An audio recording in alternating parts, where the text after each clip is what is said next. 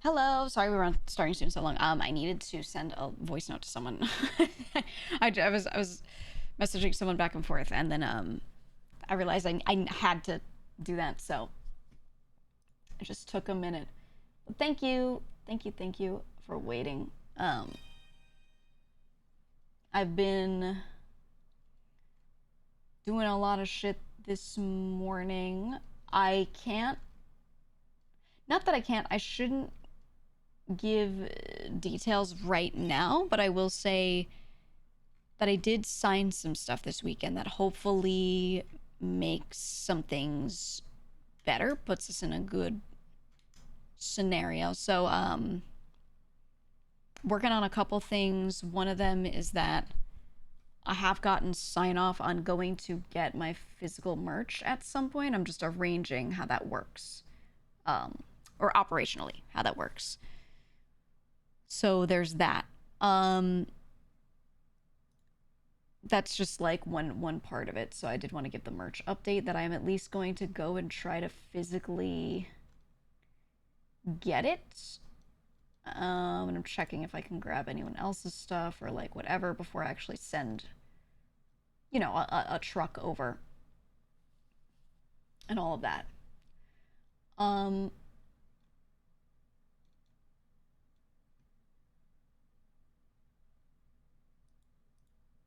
there's some stuff that I'm not sure of, but if I physically get the merch, the problem here is that I still need order data.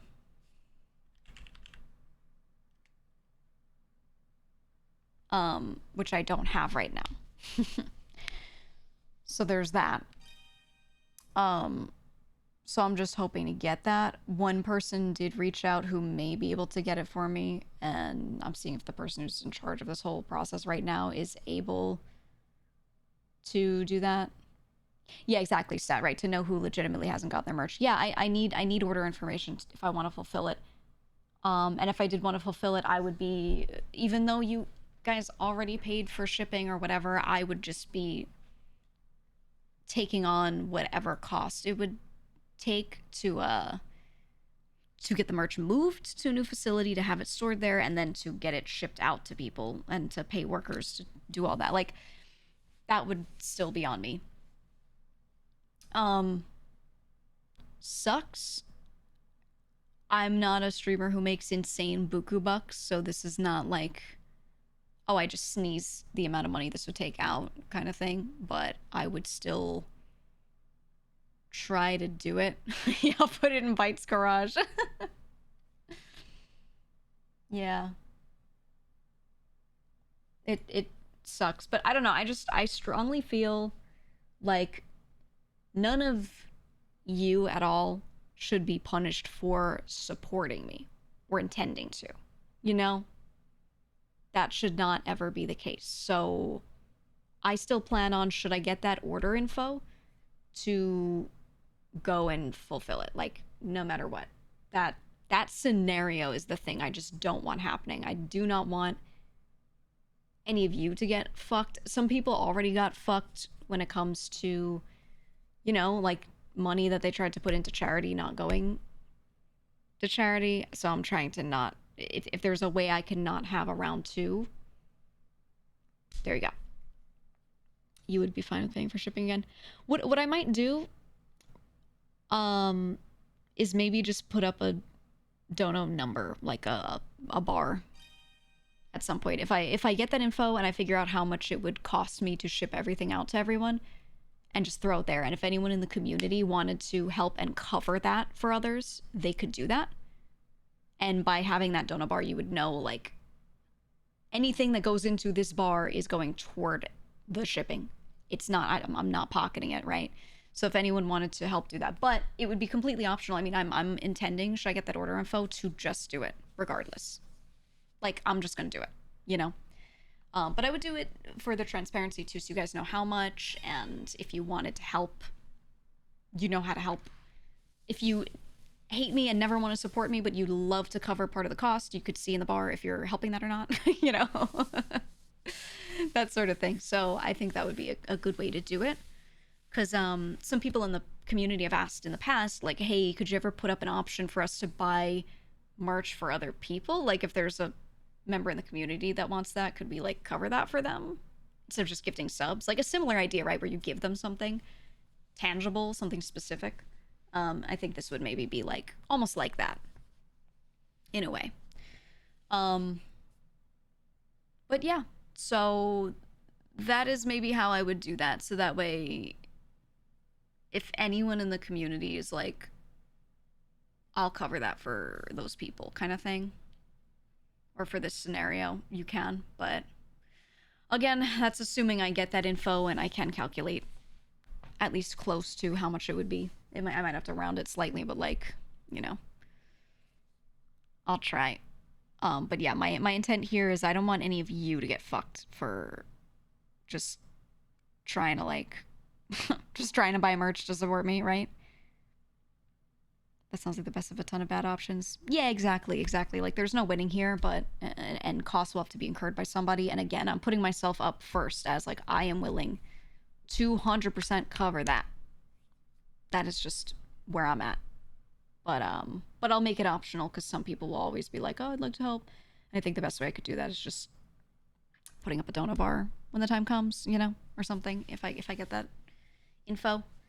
But yeah, I want to be able to legitimately verify it because the issue is if I have people just send me their order numbers, whatever, I don't have a way to check if those orders were actually sent or not. So everyone who ordered anything could be like, yeah, here's my email. And then I could like, I could end up double sending so much shit. So that'd be a little irresponsible of me. I want to make sure people who didn't get stuff actually get stuff. I like to assume you guys wouldn't do that, but you know, you have to assume the worst, hope for the best, right? And always operate like that. So I just really need that data to verify it. So I'm gonna ping somebody right now, actually. See if they can.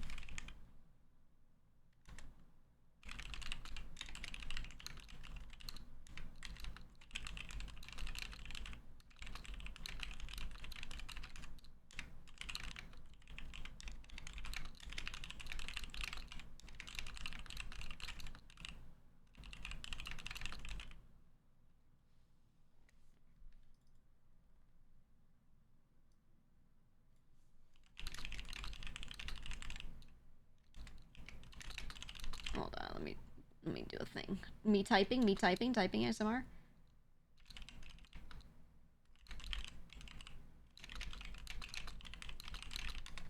Okay. There we go.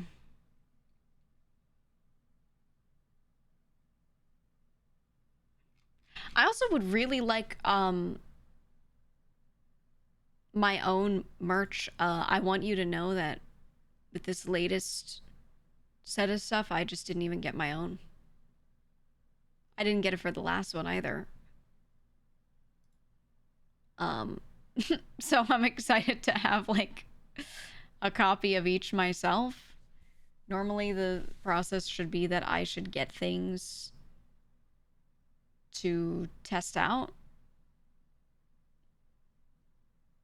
And I didn't. I have previously. This time I didn't, so. That would be cool. That'd be cool. There was some stuff I ended up getting from like the Inquisitor debut. Like there was some stuff that I did. But yeah, once we did stuff past that, I just didn't get any of it. So I got to like feel a tester of like some things that I had to send back. I don't have anything to keep. I have the test Boris keyring, but it was one that they misprinted the color and they were like, hey, just look at like the lines, like we did like the wrong color in this thing. And I was like, oh, okay, he has like cyan pants. it's like a rare Boris. So I have that. And the only thing that would have changed from that to the real one was the color, which they sent me tons of pictures of, so I got to see it. But yeah, the only one I have is the one with the wrong color. So I might take it and one day we like auction it.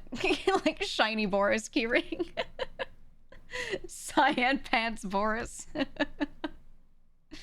I don't know. Maybe I'll take that and like write a note and then I auction it. apologize for trying to steal cookies from your cookie jar. I would really like to be released from this confident. Boris wasn't involved in my failed caper. Of course not. Of course he wasn't.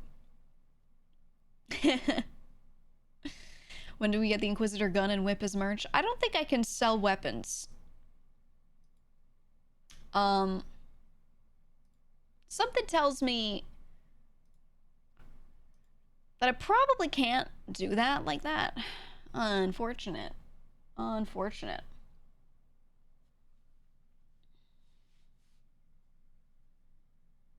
But if you could, hypothetically.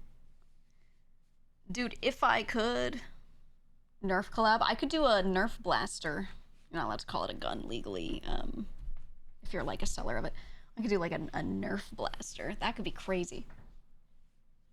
The whip though, I don't know. Is that... I guess you could buy one. Is that like legally a weapon? It might be one of those things that like isn't until you use it as one, right? Like how a chair is not a weapon, but then if you pick it up and hit someone with it, you've turned it into a weapon, right? Yeah, it's like a tool kind of thing. So that would probably be fine. I'm not looking to sell them, though. Religious items. Maybe. All right, sorry. We've been on the screen for too long. Apologies. Like I said, I had to drop like a giant voice note.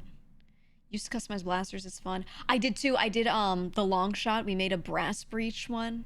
I have a scar, very tiny, very tiny. I have a little spot on my hand in one spot because we were I made a brass breech long shot and we were testing it and I was like moving something and a friend just went and accidentally pulled the trigger and I got shot point blank with it in the hand and it was bad. It was bad. Yeah, lab accident. It was rough. It was rough. Reinforced chamber. Yeah, because the breech in there is usually plastic and it's like one that uses air. It uses compression, right? So you just push the dart out using air and it's these two plastic tubes, one inserted into the other. And it's an okay fit, but it's not airtight, the plastic ones, right? So it's not like it's super high pressure that it pushes that dart out. But we made two tubes that perfectly fit each other out of brass. so and we oiled them a little bit and like shoved them in there, dude. And when you would fire that, the sound it made was insane. And the dart, a little foam Nerf dart, would get sent out. And we clocked it. It did not experience any drop off. A foam dart. It did not experience any drop off until like 300 feet out. That's how far it would go before it started to drop off height wise at all. It was crazy. And that's a foam dart. It was our own custom foam dart. So it was like a slightly thicker foam, but still like foam is not, I don't know. It was crazy. Any idea? I don't remember the PSI. No, we tested everything. I have to ping a friend to see if they have that still. It's more than some stock airsoft guns. I know. It was crazy. How long is that in meters? 3 feet is about a yard, which is close-ish to a meter for an estimation. Close-ish. If you want to try and calculate that. Yeah, not too far off of 100 meters, but it should be a bit shorter. Yeah. Around there. Yeah, about 90. Yeah. That's basically a football field, essentially. 100 meters is 110 yards. Yeah, so this was about 100 yards, so closer to like 91-ish, 92-ish meters, probably, somewhere around there. Yeah. It was really cool. It was really cool. Oh, it was insane. I loved doing that kind of stuff. It was fun. Have you seen the crazy 3D printed blasters folks have made? Oh yeah. I used to watch like YouTube channels where people would show themselves like making this stuff. I loved My it. and PT questioning Max the other night was genius.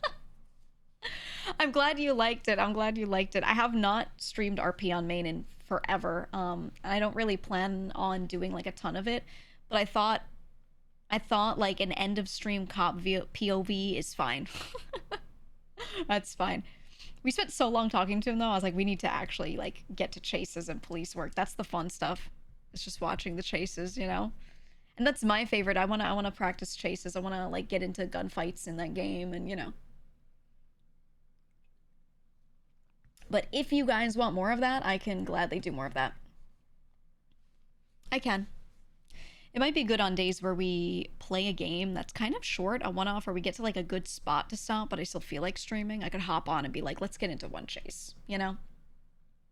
I think that sort of thing is nice. It's just so separate. Like anything I do outside of my cop character is so separate from what I do here that I, you know, prefer to keep it separate. But yeah, I think maybe like the cop POV at least is still like really easy for anyone to hop into if they just watch Variety. Straight out of a Reno 911 episode. I know. It really depends on who I play with, but when I'm playing with other people, if I can hop in with Helen, with PT, with like certain characters, we get to do that. If I can hang out with Quangle again, we could do another shift with Quangle. We only did one together, and I was like, we could be the best cop duo ever. And then we only did one shift. We could do Sky Faye. We could do Miss Star. But yeah, we I think that sort of thing could be fun to do, like toward the end of stream. All of that. Put that pussy on ice, girl. Still lives in my brain. Oh yeah. Oh yeah. Doodoo shit. Thank you for the tier 3. Thank you. 37 months is crazy.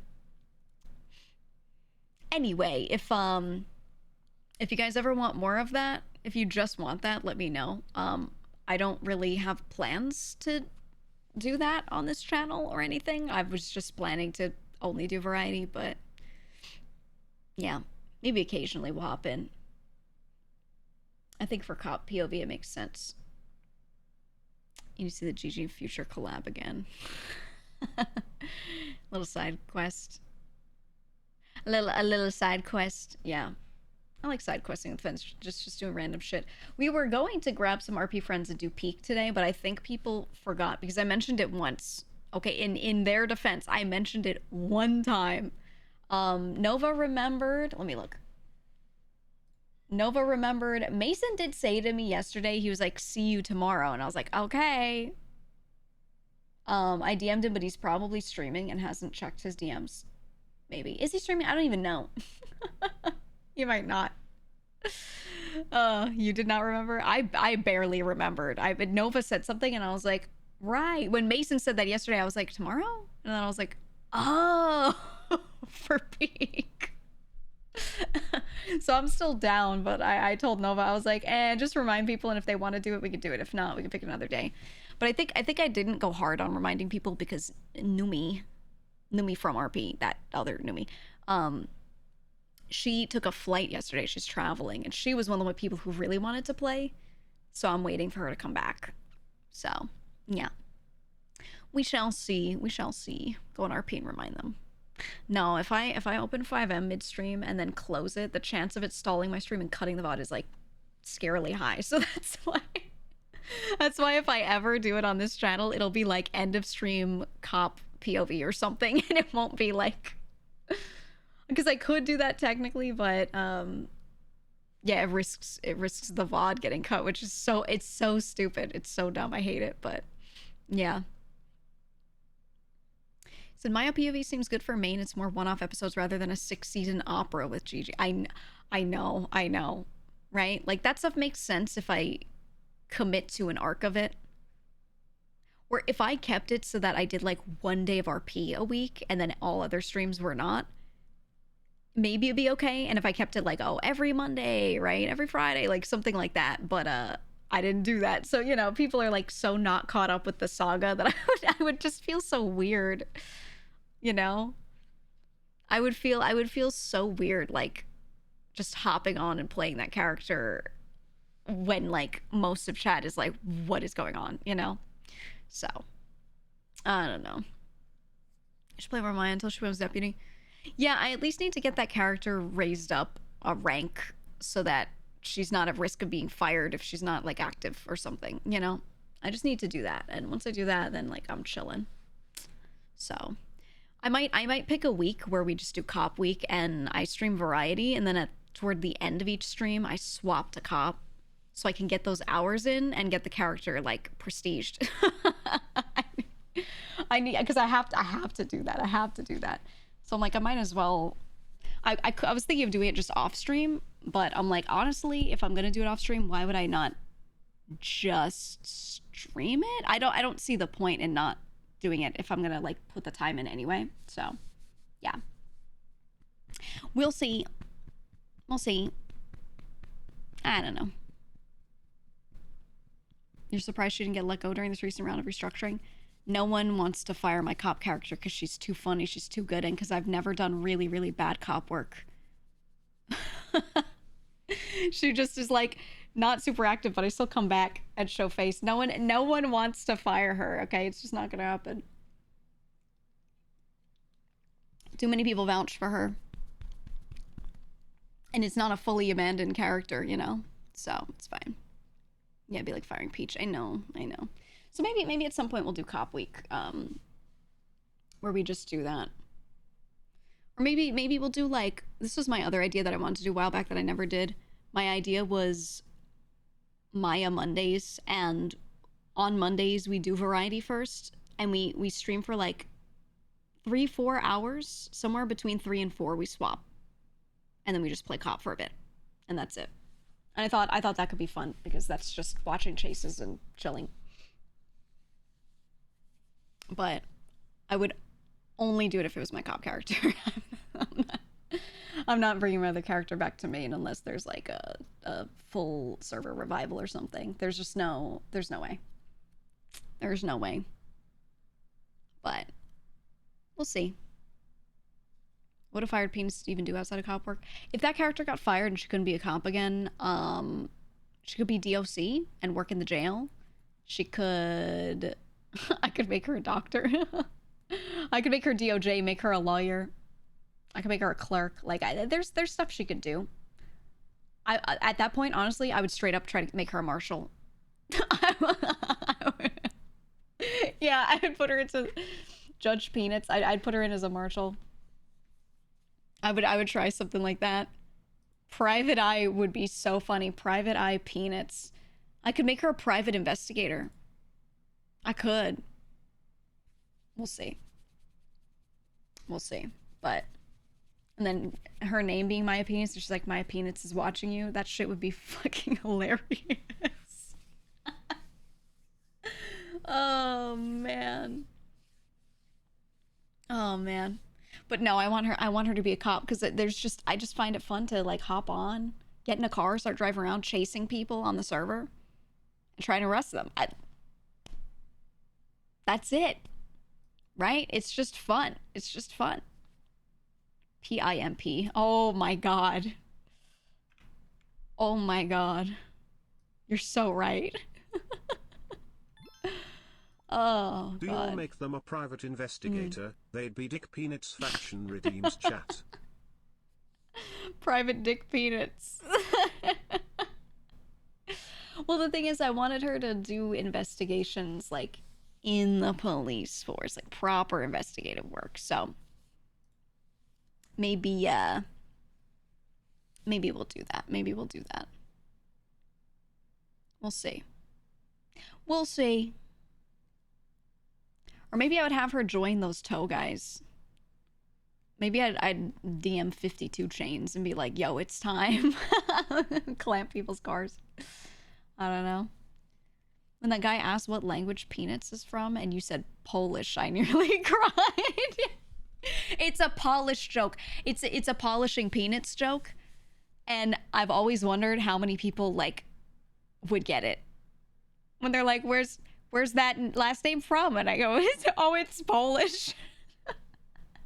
I I never know who's gonna hear it and think polished and laugh, or who's gonna just be like, okay. I don't know if the other people that I said it to like got it, you know.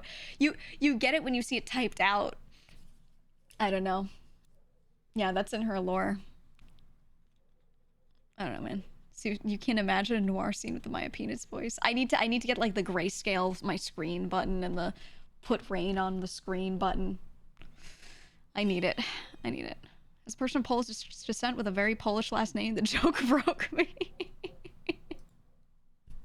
It's just funny, man. It's just funny. It's just too good. It's too good. I don't know. That's what I was thinking. It'd be fun to do like Maya Mondays, and that way too. Then I have a day to like let my friends know who also play on the server, who also have cops. You know, like then I can let them know like, hey, I will regularly be around this day, this time. So if they want to hop on theirs as well, and we play together, then like you know, they're aware of Maya Mondays, and I'll even have the character wake up and get on radio and go, it's Maya Monday, you know, and like, you know, do that whole thing. I think it'd be fun. Need an actual Polish sounding name that's a dick joke like Jorkski. Jorkski would be crazy. I wanted someone to play her brother and name him Jurgen Peanuts. So it looks like Jorkin. Jurgen Peanuts would be so funny. But everyone already had a cop character, you know? My name Jurgen Peanuts. I think it'd be so funny. It'd be so funny. Actually, I gotta message somebody relating to that.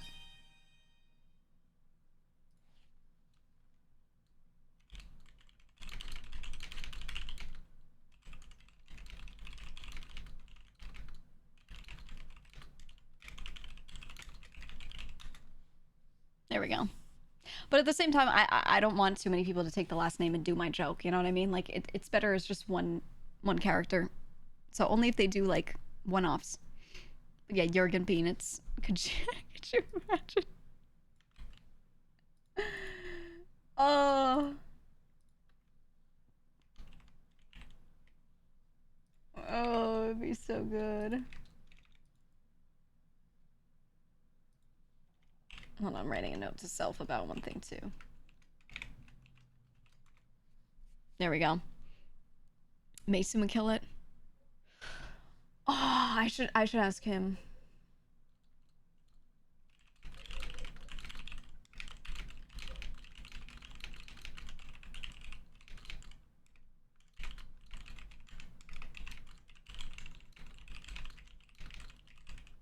I'm asking right now.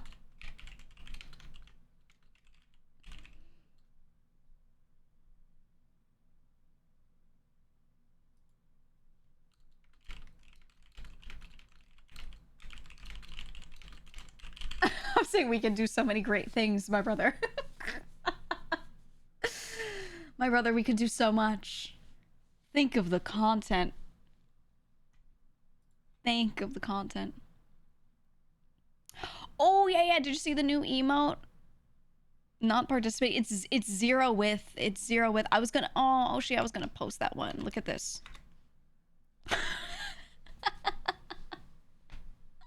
Hugh penis. Hugh penis would be great. No, look at that emote though. Oh, it's so good.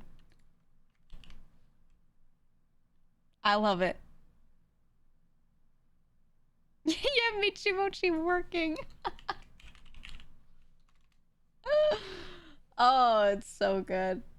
Look at it. You know what I hate? Every time I get a custom chat box, it has a hard time showing zero with emotes. I think the other custom one might show it. I ended up turning it off because it kept breaking, and Sigma did give me a new one that I have to test and see if it fixes stuff. I just haven't. But if I turn it on, it was being a little weird. It was being a little weird, so I was ignoring it for a bit. But they always have trouble with zero with. Yours works. I know. It's not crazy hard to like just make it function, but getting it to function and be in stream elements sometimes gets a little weird. It's a little funky. That's kind of why. Wait, that emote with frog wide goes crazy. Oh man.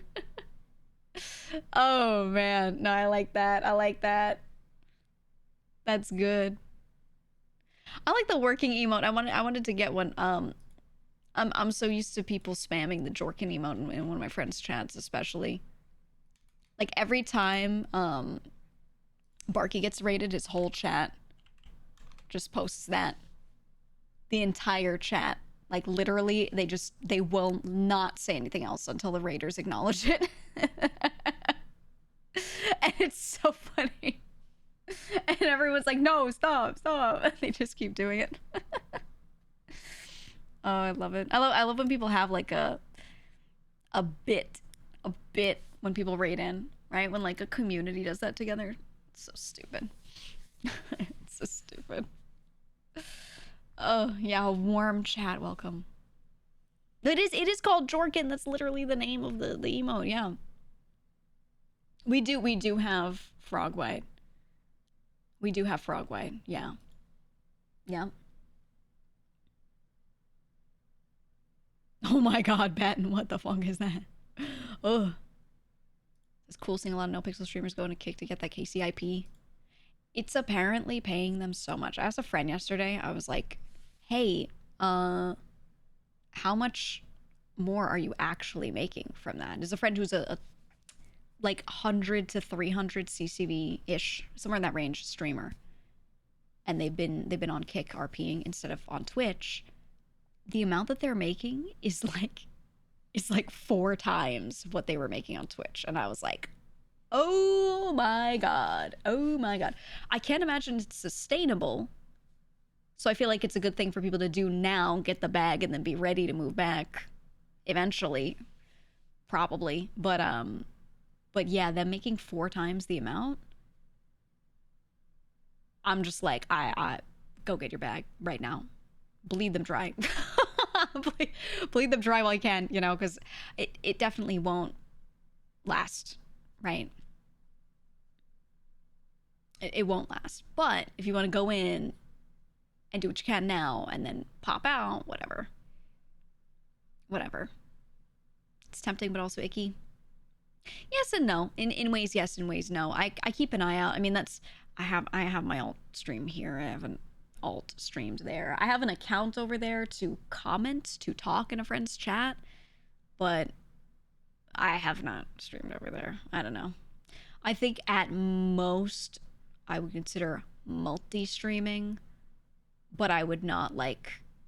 The thing is, you have to join the KCIP, you have to be in their partner program to get that money, and I don't know if in there they say you can't multi-stream to be on it.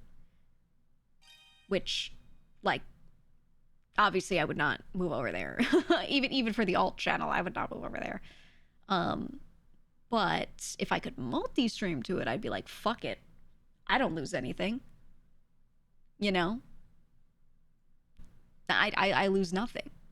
Especially if I don't even have to, like, watch that chat. Yeah, I think you do get less money for multi-streaming. And then at that point, I'm like, does it even make sense? A lot of people that are over there also watch here. Like, they do have a lot of crossover. So, you know, it wouldn't really matter for me. But I don't know. It'd take a lot of good faith work for you to even consider entering that site. Yeah, for me, like, I stay within that bubble of our peers that I know. And I do not browse, like, channels on the site. I don't, you know, I only follow people that I already knew from here and then wanted to go over there to watch because, you know, that's where their bag is right now. But I'm just not, I currently no plans to stream it. Like, I'll talk about, like, oh, I guess multi-streaming maybe, but my intent to do it is really low. Really, really low. Because I feel like there's a lot that would have to change. I don't know. Doesn't Twitch not like multi-stream chats on screen? Yeah, what Twitch doesn't allow is they don't want you to have a chat that has all the viewers from all platforms or different platforms in one chat. So it's like, imagine if you look to the left here and some of these people were chatting through one stream and some were chatting through another, and then it looks like it's all in one. They don't want that because then you get like, yeah, you get the weird fucking kick viewers being able to just like talk on that platform. And I get it, it's a liability because if someone's banned on this platform, but they can still talk over there using that chat and have it appear on the screen on this stream, then they're not really banned, are they? Fully, right? So that's a big part of why. You know, so that's why they don't like it. You can have a separate chat showing where it's like, yeah, you have like the emote next to them, so it makes it clear, hey, they're from this platform. Or if they're not all in one, you can have two separate chats going. One is scrolling with just the Twitch chat, and one is scrolling with just Kick or just YouTube or whatever platform you're streaming from. I think that's allowed. They just don't like it when it's all intermixed in one, and people can't tell, and they think those are all Twitch viewers. But I've seen a lot of people use a lot of different tools for it, and I'm like, eh.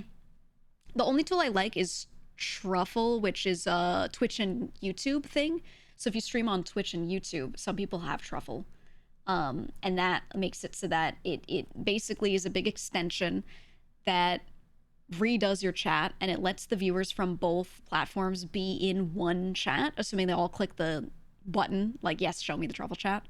And that one's really nice. That one's really nice. And that one puts a symbol next to their name to show which platform they're chatting on. So that way, like, the liability issue as well is also kind of lessened, because then when you see, you know, all this stuff about like, you know, oh, someone said something crazy, whatever, you could tell, oh, but they were on YouTube, right? Because the symbol is next to their name. So I like the way Truffle handles it. I don't know if they have like the extension being part of Kick, but I've only really paid attention to YouTube and Twitch. And those are the only ones I really intend on streaming on ever, YouTube and Twitch. Not that I even want to stream on YouTube much anyway, but yeah. Yeah, Ludwig made it. The guy who worked on it was actually one of the main devs for Bounce SMP as well. for some of the tools that we used in there. He's very nice. He's super nice. So I know him. So multi-stream to there and get the free bag but never interact with those chatters.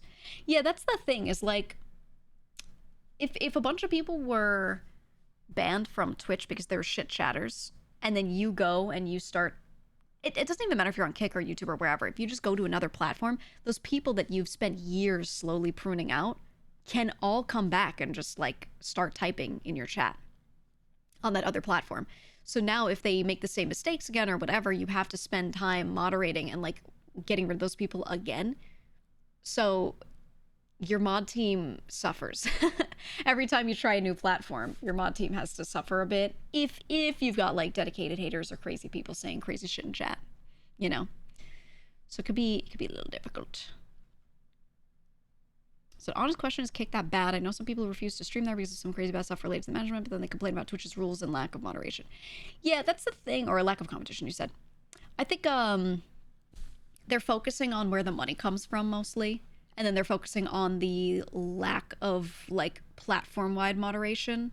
They don't like that certain creators have been allowed there or allowed to do certain things there that would never fly on Twitch. So it's usually like, I'd say people's number one gripe of not wanting to go there is they have to, whether they want to or not, even if they don't interact with those people, they feel like they now get associated with a bunch of people who they perceive as doing really bad things or being awful streamers or whatever, because those people are like there, you know. So even if you stream on that platform, you use the platform as a tool and you don't interact with those communities at all, you'll still get perceived as like in like a tribalistic way, like being part of that tribe. That's how people will see you, you know.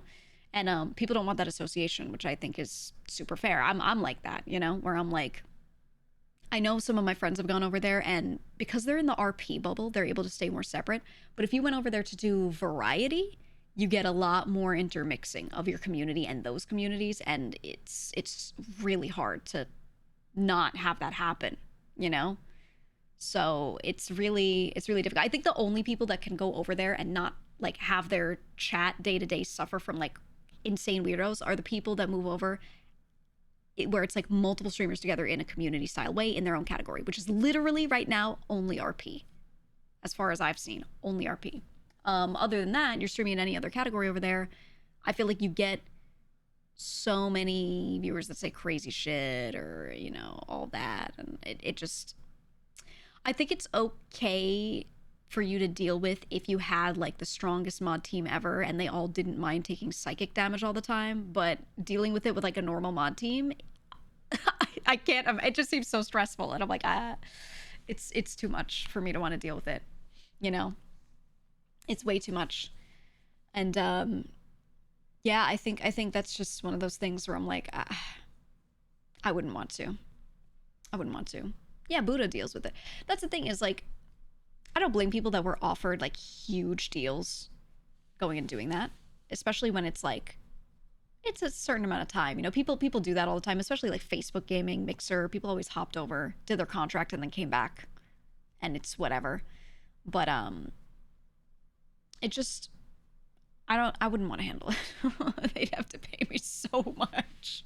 They'd have to pay me enough where I'd be like, I'm fine never coming back. Like, that's how much money they'd have to pay me. Where I'd be like, I've decided to throw everything away for this forever. You know what I mean? If I had any intent on like really coming back strong with the way things currently are, I don't think I could do that. You know, yeah, ninja money. Exactly. Like the amount he made, crazy. Right now, where they're not really doing contracts for people, it's just moving over just because the platform pays you more. I'm like, I don't think I could. Would that be in 6 figures or 7? There's no way 6 figures would ever be enough for me to make that choice. No, it would have to be 7+. Like, there's no way. Absolutely no way for me. I know I speak about the platform like sounding really neutral, really fair, because I'm just trying to speak as honestly as I can about what facts I have. It doesn't mean that I like it, okay? I'm not endorsing and being like, oh yeah, it's great. I'm just not being a hater, you know? But especially when I know they're trying to be better, and I'm like, okay, well, you're trying.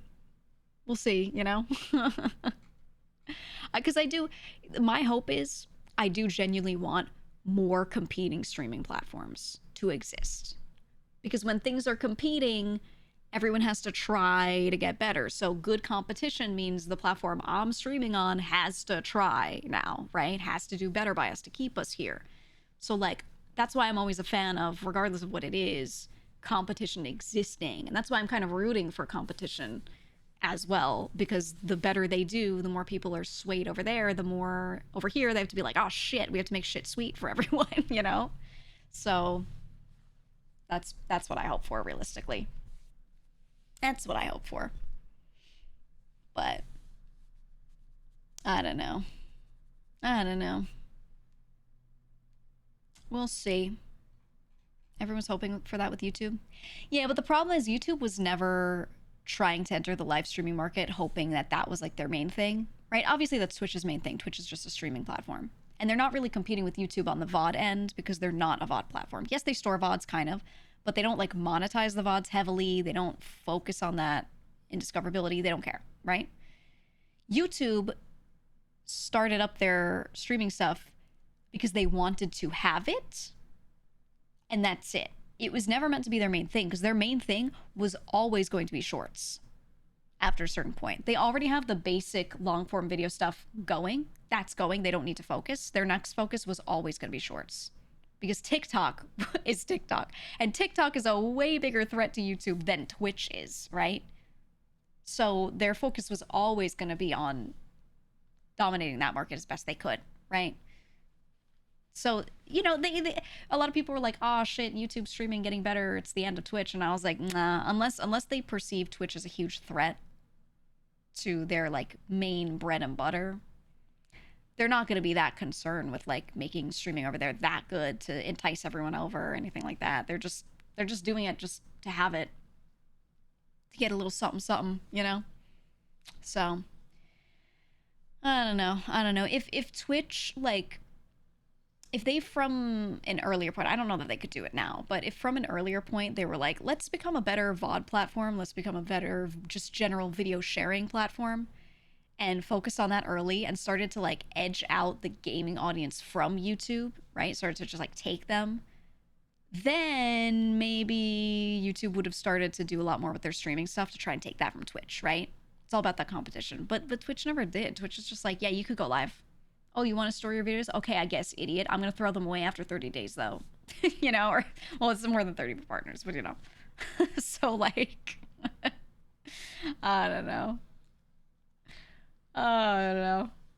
I don't perceive anyone being a threat to anybody. And then Kick, you know, has their issues unless they can do something crazy and totally shake the bad press off. I just don't see them killing Twitch. It depends on who moves over there. So far, they've gotten some people moved over there, but it gets very, like, politics heavy or very, I don't know, it's just people that were, like, banned from Twitch that are known as being toxic. They got banned for good reason, and everyone's like, yeah, get that guy out of here, and then they ended up over there, and people are like, oh, right? So they'd have to undo that or something. Minx, hello. Welcome, welcome, welcome. Hope you're well. Hope you're good. It's been good seeing you recently. It's been really good seeing you. I was talking about streaming platforms and how they're stinky poo-poo. They're big old stinky poo-poo. They all suck, is really how I feel.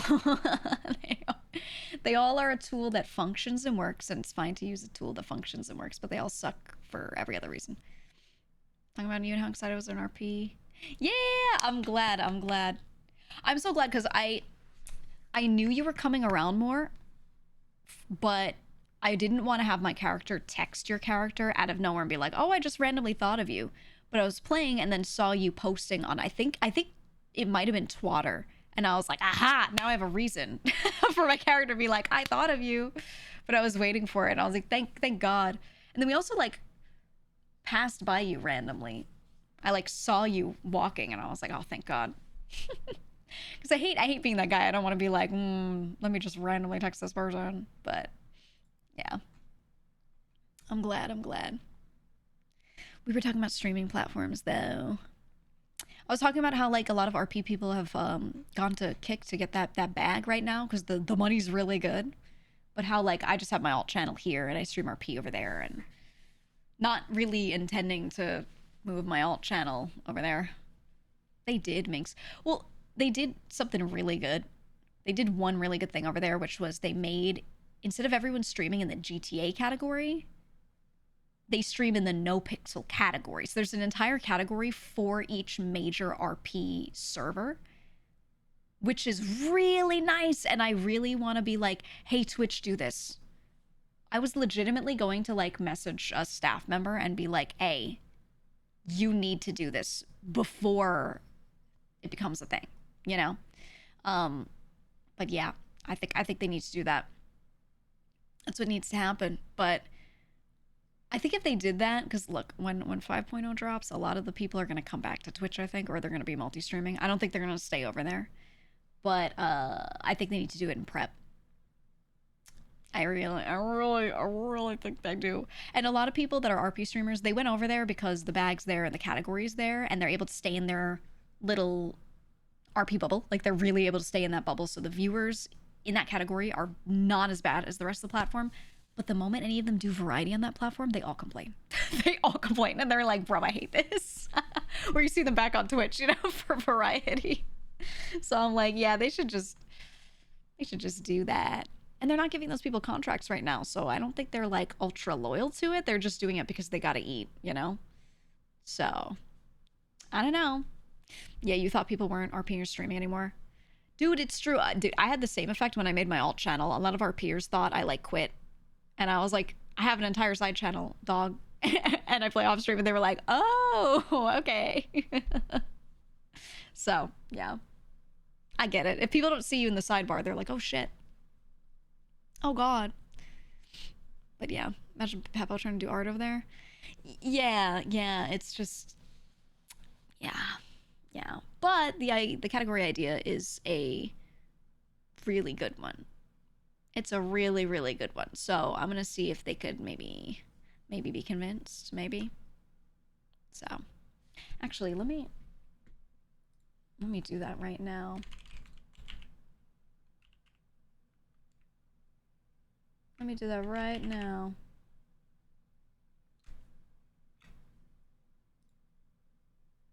I'm gonna write a note to self.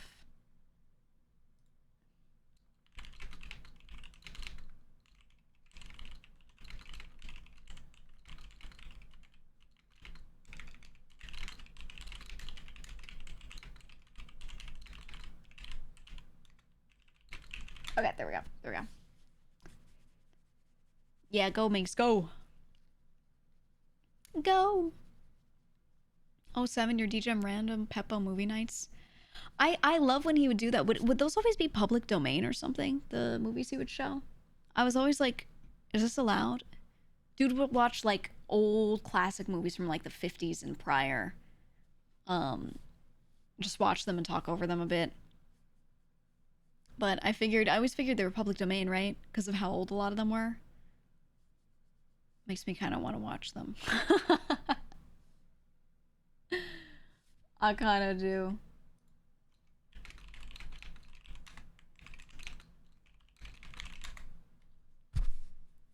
I think it'd be cool. Did Mata watch the OG Nosferatu at some point? Oh, yeah, she did. You're right. You're right. You're right. She did. She did. The OG was so good. Oh, so good. If it's over 75 in my count.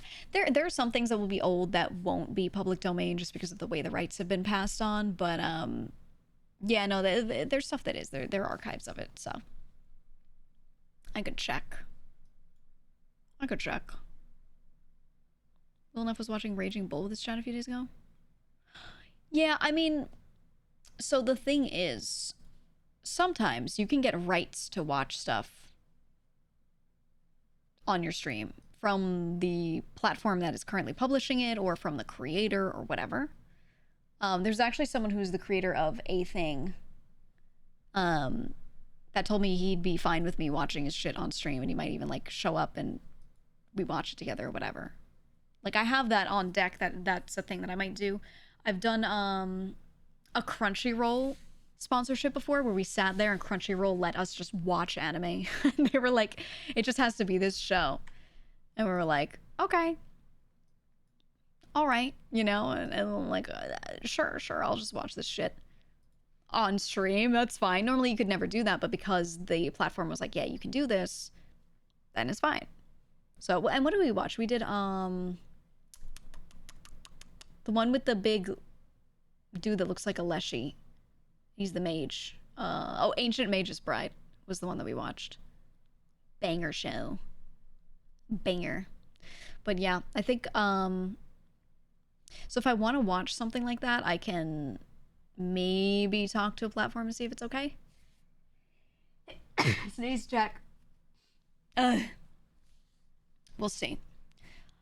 It depends on the platform, though. I wanted to watch during the Super Bowl weekend. I wanted to watch the Puppy Bowl, but ESPN never lets you watch anything. ESPN is always like, nope. Nope. Not okay. So it never works. Oh, and I want to mention, oh my god, side thing. Before I forget, we just set up on the quest board. We have a quest board in the Discord where you can go in there, look at the threads, pick a quest, do them, get points. We just added one for donating plasma. If you did it anytime in July or you do it here moving forward, you can go in there and you'll get points. If you donate plasma, post proof, but don't dox yourself. We have a don't dox yourself rule in the Discord, so you have to like black bars over your name or whatever it is, you know, all of that. Even if you're like, oh, I'm okay with it, just don't. We don't allow it in the server. But yeah, if you donate plasma, that is the spot. And you get fat points. So donating blood instead of be okay. It's for plasma only. Maybe I'll ask if maybe blood, but for less points. Maybe.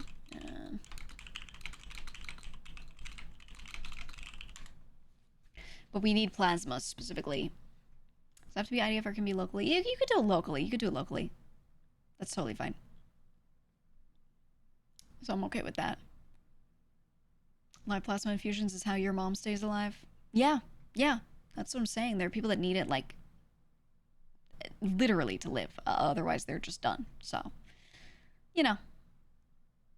You have too many maintenance meds for your heart to donate. Oh, yeah. No. There are going to be various reasons why some folks can't. But if you can, do it. Please do it. You donate blood every 3 months-ish, up to over 2 gallons. Ooh, okay, okay. Yeah, I'm always sad because I'm not allowed to donate. I am medically compromised and I can't donate. Maybe in the future at some point I can, but right now I can't.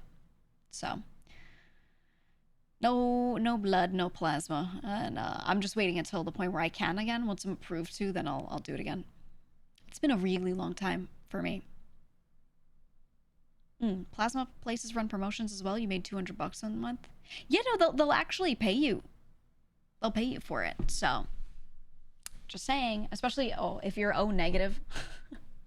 If you're O negative, you can make so much money just giving blood. I had a friend who was like really hard up for cash, and I was like, "What's your blood type?" He was like, "I think it's O," and I was like, "Get yourself checked out. In general, you should be doing this if you're O, and you might get paid for it if you're O." And I was like, "Are you O negative? Do you know?" And he's like, "I gotta check." And they went and he got his blood work done, and he was O negative, and I was like, "Ooh, ooh, here's a chance for you." And you know, they won't pay everyone, and not every place will pay everyone, but because he was O negative, anytime there's like a shortage, he was getting paid, so it was nice. He would do plasma too. That was the one that always paid. The blood donations did not. Never ending phone calls from the center. Yeah. There were so many times he just straight up donated without getting money, but when they had promotions here and there where they would pay you, he was always the one that would get paid. Oneg would always do it. Oneg can only get blood from Oneg. Yeah, isn't that crazy? He can only receive from the same, but everyone can take his blood. That's nuts. That's nuts. I'm AB negative. That's what I am. So, my blood's exclusive. My blood is so exclusive. I can take like most things, but I can't give. I can't give exclusive blood. But it makes it a little tough with it being negative, but it's fine. If you had a tattoo in the last 4 months, you can't donate plasma. Yeah. There are a lot of things that will compromise you. For me, you know, recently had cancer, still get blood drawn to make sure I don't have cancer markers, etc. Obviously, until I am 100% cleared, 5 years, no signs, etc., blah blah blah, like then they might let me, but even then they might not let me because of the type that I had, because the chance of resurgence is high enough. So they're like, you know, what is the giga rare blood type that's like RB something? Oh, I don't remember. What's the name of it? There was also another blood type that was found recently. There was like a newish one.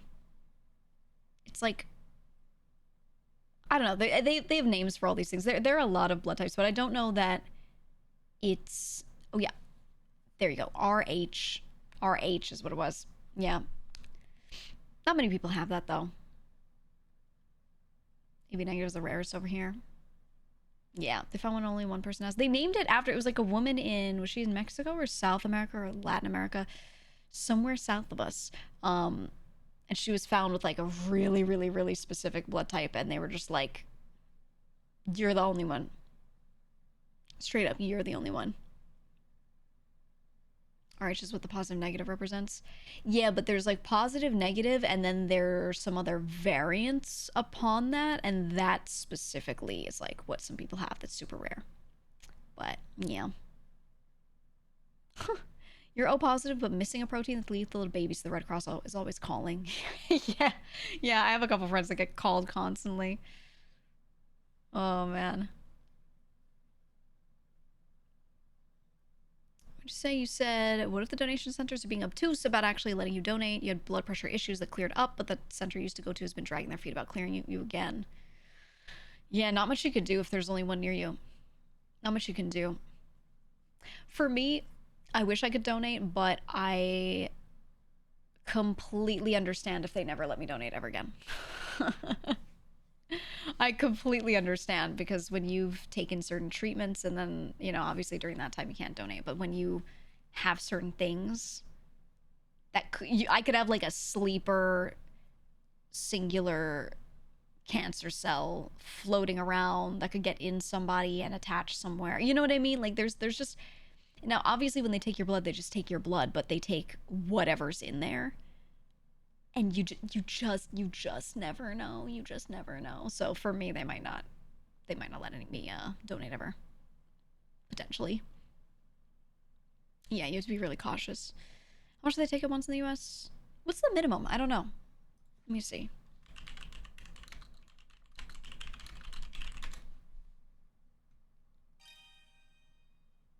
About a pint. 450 milliliters, approximately. It's not a ton. It's not a ton.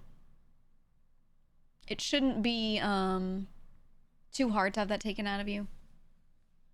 Shouldn't be too bad. You had to learn from a hematologist that people with autoimmune dermatological diseases cannot donate blood. Yeah, yeah. There's a lot of little things. That's why you have to get cleared. You have to go through a full panel and all that. The Bubble Boy died because of contaminated blood.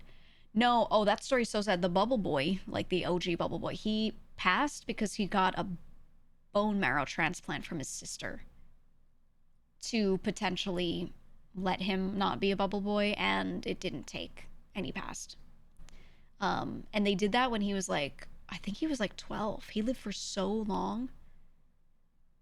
And yeah, he was getting to that age where he was like questioning a lot of shit and everything, and they were like, we got to try something.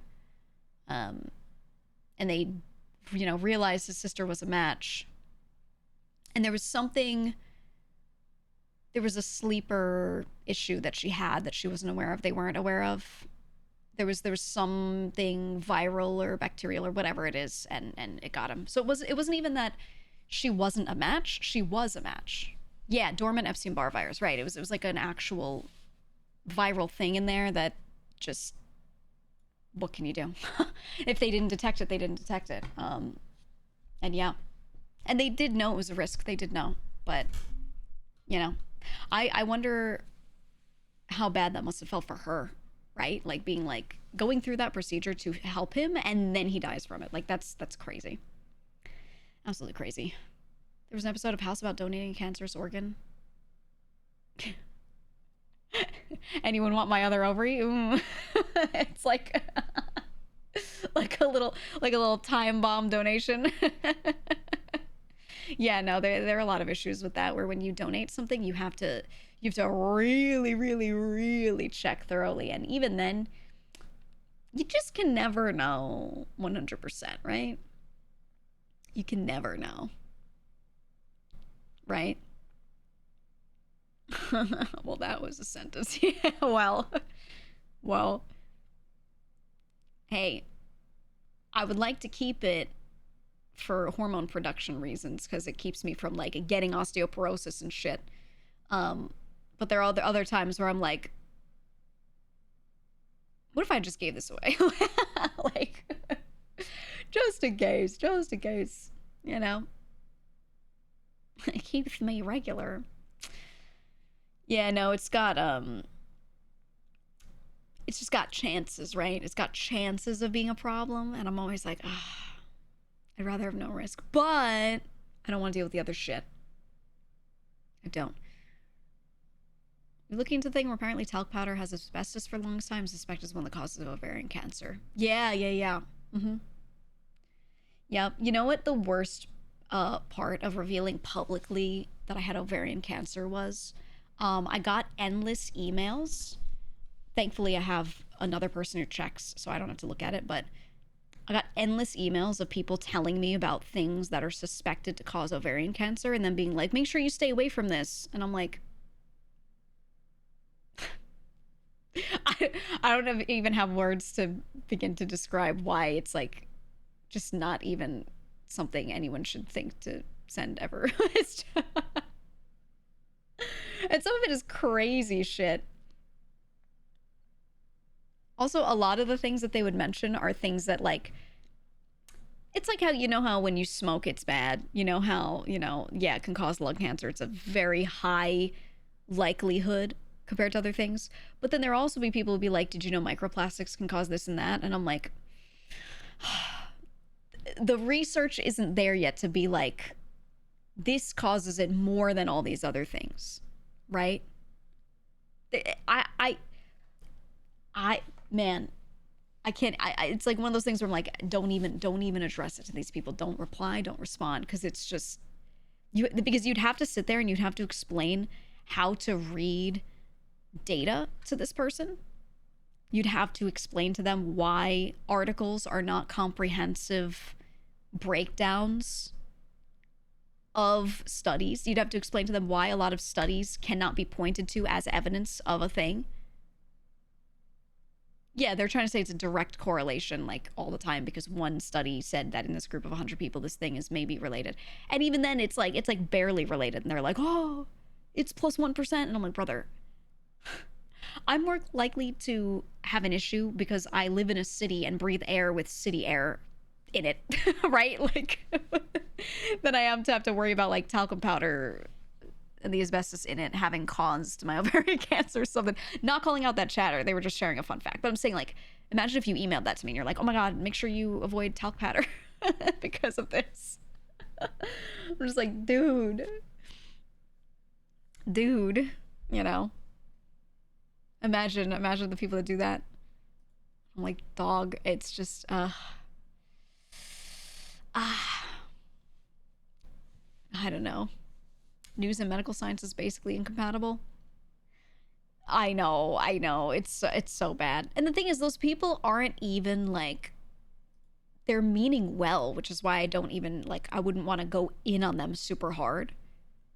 But also you'd have to tell them why nothing they said is correct. And when you do that, people think you're calling them stupid, when really you're just like, you are misinformed. But no one ever takes you telling them that they're misinformed in, like, an email back as anything other than, I'm telling you you're stupid. It's like 90% of people, you know? Some people on the internet are reasonable and they understand you're just saying, no, actually, this is the correct thing. But there's so many people that take it as, like, you're calling me stupid, you know? Which is, like, not the intent, never the intent, when you're just trying to, like, point out a fact, right? But I don't know. You like when people correct you? I prefer it because I'm like, if I say something that's incorrect and then someone's like, actually, it's this, I'm like, okay, let's explore, let's look. And we sit there on the spot, we Google and we figure out what it is and we go, oh, okay, actually it's this, right? Yay, now we're all informed. Like, that's good. That's a good thing. But not everyone takes it that way, you know? So it's hard to have those conversations with someone where you're, like, telling them they're wrong about a thing, like, factually, because, you know, a lot of people don't really, they don't take it well. They don't take it well. It's interesting. The same people who give legal advice can also give medical, technical, and almost everything advice. Everyone does it because everyone likes to be interested in everything and everyone likes to read about everything. And it's, you know, sharing something that you read is not the problem.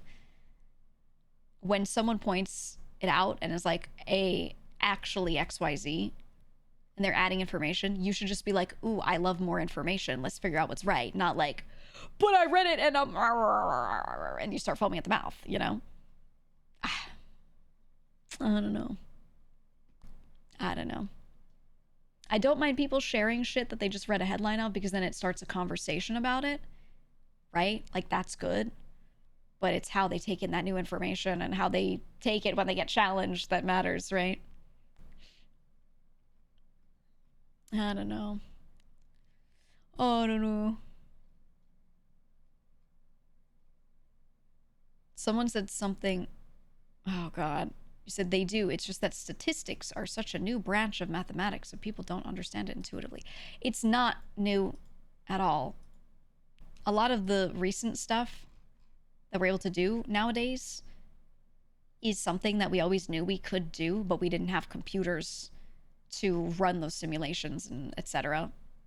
You'd have to have a guy sitting there running a simulation over and over, like, on paper, which is why they didn't do certain things back in the day. But I feel like people should understand the baseline of it. Like, they really should. They really should. Like, the stuff that you can do on paper, you know? No, not quantum computer stuff. I'm talking about standard simulation. There's a whole field in between there. That's something we always knew we could do, but we didn't have the tools for, right? I don't know. Machine learning was invented before the 50s, and only now we have fancy AI. Yeah. That's what I'm saying. Like, a lot of this stuff is like, we could always prove that this was possible, and then it was just a matter of doing it and a matter of also the availability of it. Maybe only some experts would deal with this thing, whereas now anyone can be like, at Grok, blah, blah, blah, you know? So it's, a lot of this stuff has been around for a really long time. A really, really, really long time. And it's just a matter of like, you know, the availability. You said you did LLMs in the 90s. Yeah, right? A lot of these things, the concept was proven, but then it doesn't become a thing that is usable or in the public eye or widespread until a very, very, very, very long time later. And that's usually the most interesting time with it, right? That's when the most starts to happen, obviously, because people are, when a thing becomes available to them and everyone starts using a thing, you know, now people are talking about it. But no, a lot of this stuff existed like a bajillion years ago. Maybe some Japanese guy 50 years ago thought of VTubers, who knows? Oh, I'm sure. Well, I said it before. When I first thought about VTubing, the first time I thought about it and was like, this would be really cool, I would love to stream with a character model someday, was in like 2012, because I saw a streamer who made their own tools. So they made their own software in like early Twitch days. Okay. And he had a bunch of images, like a bunch of PNGs that were like mildly animated together. So it's kind of like frame by frame animation. It was not a PNG tuber. It was more involved than that. And it was tracking with him. So when he would turn, it would move through like 20 frames of images. So it was a lot more advanced than a PNG tuber, and it was doing live tracking of what he was doing. So it was a VTuber, because it wasn't only being activated with voice for the mouth or things like that, which is how PNG tubers tend to be. It was actually moving with like tracking rather. So that it was cool, but it was his own thing, and he drew his own frames of everything and had it functioning. And he couldn't have more images than he had, because yeah, right, you said that must have cooked their computer in 2012. Basically, he said he couldn't even run it live if he tried to add more frames. so he had it like when I'm looking center, it shows the center image, and then when I turn this much, it shows the next image. So the difference with like VTubing nowadays is that there's like a smoothness to it, because it's using a lot of tech to do that. And basically fill in those in-betweens in between frames that you set up, keyframes that you set up. Whereas he only had the keyframes drawn out, and it would go between those frames. And the in-between animations, there would be none. It would just snap to each. But it was cool. It was really cool. So he had a setup that he made himself where it worked. And then it could take like A-E-I-O-U vowels and know which he was saying. And then it would show a PNG when he was talking of the mouth that was in that shape. And that was really cool. And I saw this dude really early on. He had a TV shaped head. I want to say he was like a greenish or bluish color. I'm trying to remember what he looked like. But it was really cool. I don't remember his name. He was a small streamer, and he was just like working on his project on stream. And it was neat, man. It was neat. But he couldn't stream like big games with it. He would swap to a PNG in the corner. And I saw it and I was like, that's so fucking cool. And that was in like 2012 or so. And then I didn't forget about it, but I was just like, if anyone ever makes tech to actually do this instead of having like his own software, it would be cool to do it. And then many years later, but not that many years later, suddenly there's software to become a VTuber if you want. Like early people were using face rig and stuff. And there you go, right? So that's how most things are, right? Someone makes their own solution for something or studies it, researches it somewhere, and it's like buried and people don't usually see it. I mean, him being able to stream with it was a big deal, but it just is buried. And then many years later, someone will actually make a tool that is like for the public, you know? It was cool, man. Was he a retro console? Maybe? I don't know. I don't know. I watched him a little bit. I didn't like watch a ton. I just remember seeing him a few times and being like, oh, that's so cool. Didn't Cartoon Network have tech for it in the 90s with Moxie? Was Moxie live tracked?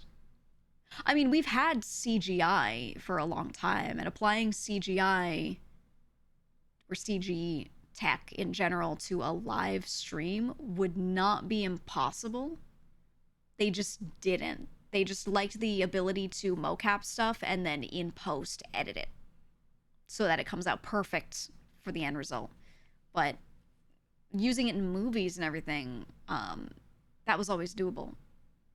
Like for, well, not always, but that was doable for a really, really, really long time. So, yeah. Your first VTuber was Ami Yamato, but that wasn't live. A lot of early VTubing wasn't live, yeah, because they would fix it in post. They would have like a 3D model, move around, make their video. Sometimes what they would do, a lot of time they would do this, they would track the body moving around, and then they would also track the face separately as they were speaking. So they had to put the body tracking data onto the model, and then they had to take the facial tracking data recorded separately and put it on the same model. So usually you do it first where you say your lines and you have the facial movements done, and then you have either the same person or someone different do the body acting of how they would move while this thing was being said. So they'd like do a bunch of takes, figure out how it should look, and then put it together, and then that would be the base model footage to then make a video out of. And it was like a really, really, really long process. It took a lot of different people to do it. And that's, even now they still do that for concerts and stuff. A lot of concerts are done, either you have to get rid of the idea of having really good facial tracking and just do your concert however, or you sing your songs and record your face together, and then you like play that back to yourself and you like physically move around. Or sometimes they have actors do it. Sometimes the VTuber themselves doesn't even dance and do that, you know? So it's cool though. It's cool how they like found ways to make it work before we could do all this live easily, you know? Like it was doable, but it wasn't easy. Now it's not even easy now, but it's better. You used to think I was entirely animated, and then your jaw hit the floor when she was inside a mall kiosk chatting with people live. Right? Right? I always wanted to do one of those too. I always wanted to go to like an LA mall and do a pop-up and have a weekend where you have a bunch of VTubers booked, and they just each take an hour and just hang out in there, and people can just go in and talk to them. I always wanted to do that.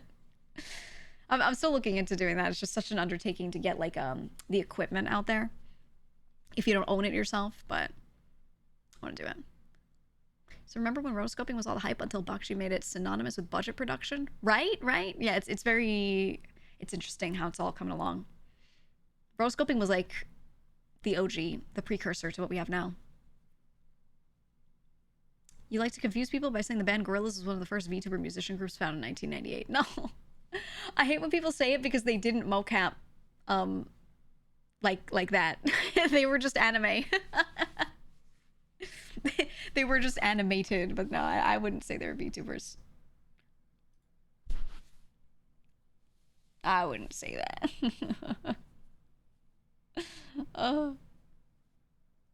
It's funny though. It's funny to say it for sure. Pop up at the American Dream. Oh, the American Dream Mall. Could you imagine? Don't VTubers wear bodysuits? That depends. I mean, if you're doing 2D like I am, you just have a phone. You don't have to wear anything for it. Zero. It's just using a singular camera. If you're 3D, most people don't use a full bodysuit because they're expensive. So what they do typically is they use Vive trackers. It's the same stuff you use for, what's the word? For VR chat. So everything you would use for a VR headset, and then you like take those pucks and you put like one on your wrist, one on your elbow. You have like leg straps. You have one on a knee pad, one on your shoe, that sort of thing. And you have like the really good tracking is 11 point. So there's one on your head, one on your sternum, one on your hip, those three, and then like your both shoulders, your elbows, etc. Right? You put these pucks on yourself. That is how most people do it. There are options that are suits. Most people don't use them. Not only are they expensive, but they're really annoying to wear. I have one and I know it. That it's really annoying to wear it. I don't mind, but it's annoying. And you usually have to pay subscription fees for them and stuff like that. So that's why a lot of people don't do them. But I like the way they track, so it's fine. It's fine. But yeah, right. You said imagine wearing a full mocap suit for 6 hours. It's a lot to wear a suit the whole time. It is. But I got it because I wanted the type of tracking, because there were certain types of content I wanted to do where I was like, I think I'm gonna need that. I'm still gonna have a full normal like VR chat-esque setup just to like be comfortable. What's the subscription for? Their software that you have to use if you want to capture any data from the suit at all. Isn't that great? Isn't that wonderful? All the suits have that. So you buy the suit itself, and then you have to pay for their software to get all of that data from the suit into anything. And then from there, you take that program, and then you can start daisy chaining, right? Then you can take that data and send it to some other program that can like slap your model onto it so it matches up and all of that. But yeah, for me, because I'm so short, the suit works out better than a lot of other solutions. So you know it's great. You have to charge them. Yeah, I have a whole station set up next to me for it. Once I get my new computer, I'll be able to do a bunch of 3D, and it doesn't play well with my current computer, plus like all of my streaming software being open at the same time and all these other things. It does not play well, and for some reason my GPU hates that program. It like really hates it. So yeah, hopefully my new rig will not will not have those issues. Because I was so excited to do 3D, and then there were some features that didn't want to work at all while streaming. Like a lot of stuff like with camera work that it would just get fucky, and I was like, so we'll see. We'll see. The gloves still are not going to work perfectly for me though, because I have small hands, and the gloves do not get smaller.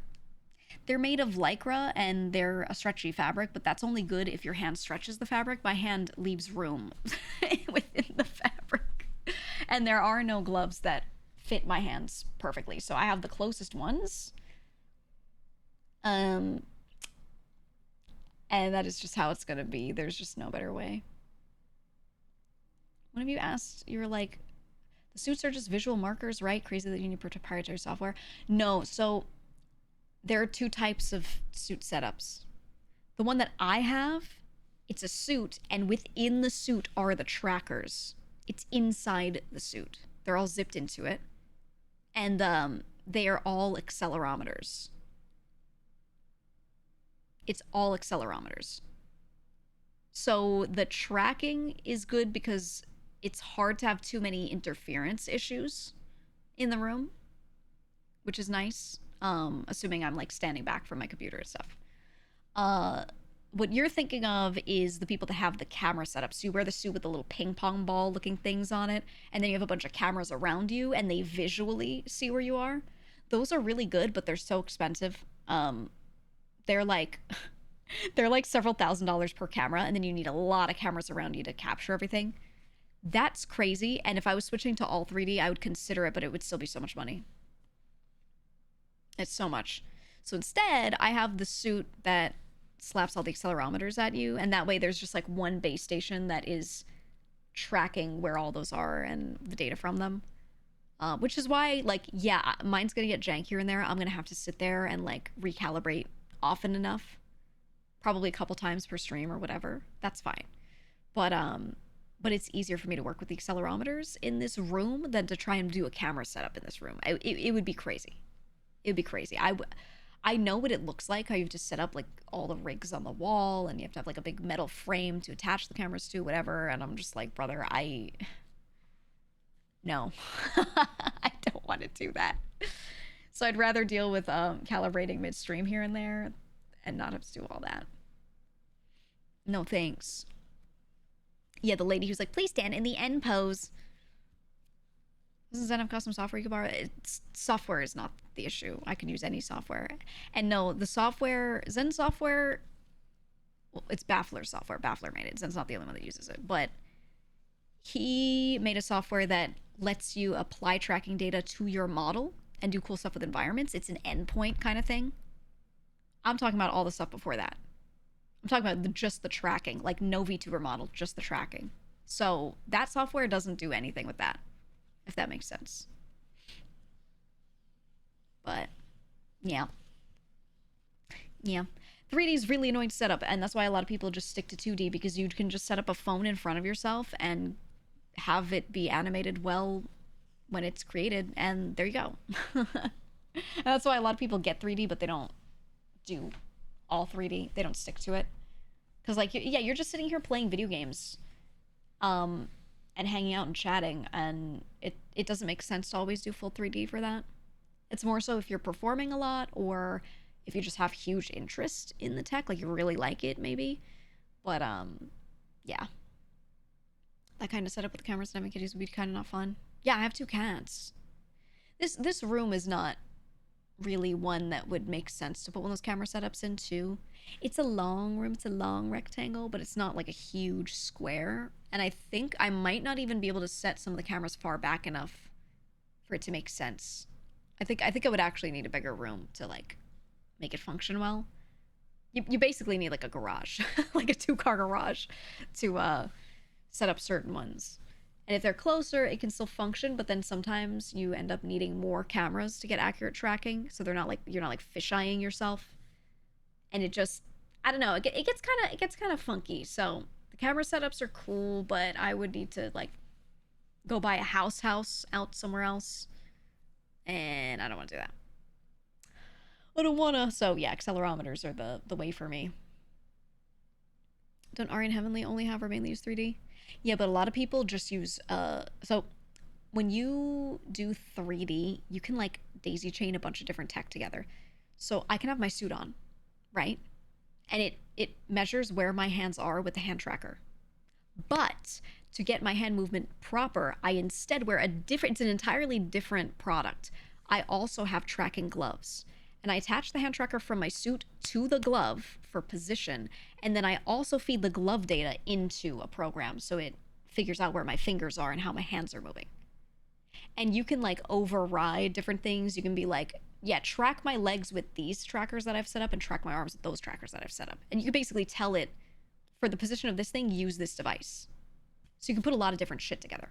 So what a lot of people do for 3D is they wear the gloves for their hand movement. They put one puck on their wrist for hand position relative to like their head so that their arms can move around. And then they have a camera for head position and face and all of that. And the camera is usually an iPhone camera, the same setup as a 2D VTuber. So people, when you see them stream 3D and you don't see them moving their arms, they are the same as a 2D VTuber. They're just using a phone. And it's just doing face tracking. And then when you move, it's just assuming the body position. So like you can make that work. You can make that work with really limited equipment and still be 3D, but not be actually using like a lot of the other equipment. If you don't need to stand up, then you just don't give it leg tracking. The legs just stay completely still, and you just put like a puck on your arm on each one so that it knows where your hands are, and that's it. Right? Or some people use there's that one that you clip to like your tie area, like a bow tie spot, like bottom of your neck. You can clip it to your shirt, and it has a camera that looks out from your body, and it sees your hands in front of you while you're like typing and stuff, and it just gives you hand and arm tracking with that. And that's why you'll see some people, their hands will move, but then sometimes you'll see them randomly, like they'll move their hand back a bit and the hand will freeze for a second and then slowly move down back to a standing position. it's because they move their hand too far back for the camera to see it. So like you'll see some folks have like really good hand tracking, but then it like goes away randomly. It's because they're probably using a camera for their face and a camera for their hands, and that's it. So yeah, I don't know. There's a lot of tech with 3D, but there's no like singular good solution for these things. And so it's really disjointed and annoying. It's really disjointed. I don't know. Wouldn't fiducials and 3 cameras be enough to do 3D tracking? You would think, but it doesn't do it well. That's the problem. You know? I don't know. That's at the end of the day, most people go, I give up, I'm doing 2D. They're just like, fuck this. They go, I'm tired of this shit, and they open VTube Studio and they open up their 2D model and they're like, yeah, I love sitting here with no equipment on me. And that's why so many people just, you know, stick to 2D. And then a lot of people do that with their 3D as well. They're like, fuck all the trackers, I'm just gonna use a phone, it's gonna track my head and like my movement like this, and then there you go, you know. And you don't get arms from them. That's why. That is exactly why. And there you go, man.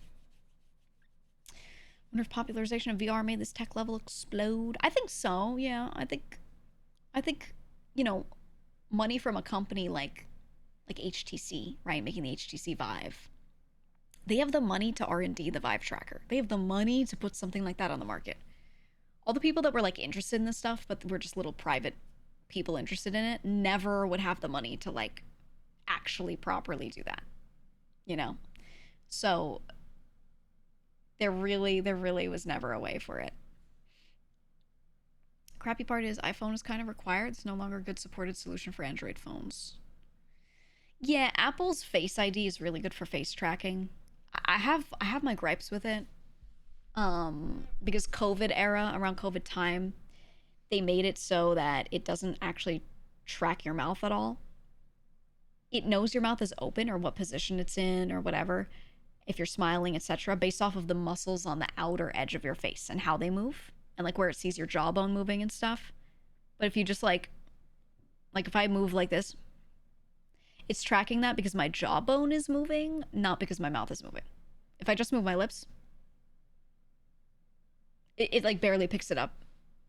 So I don't like that.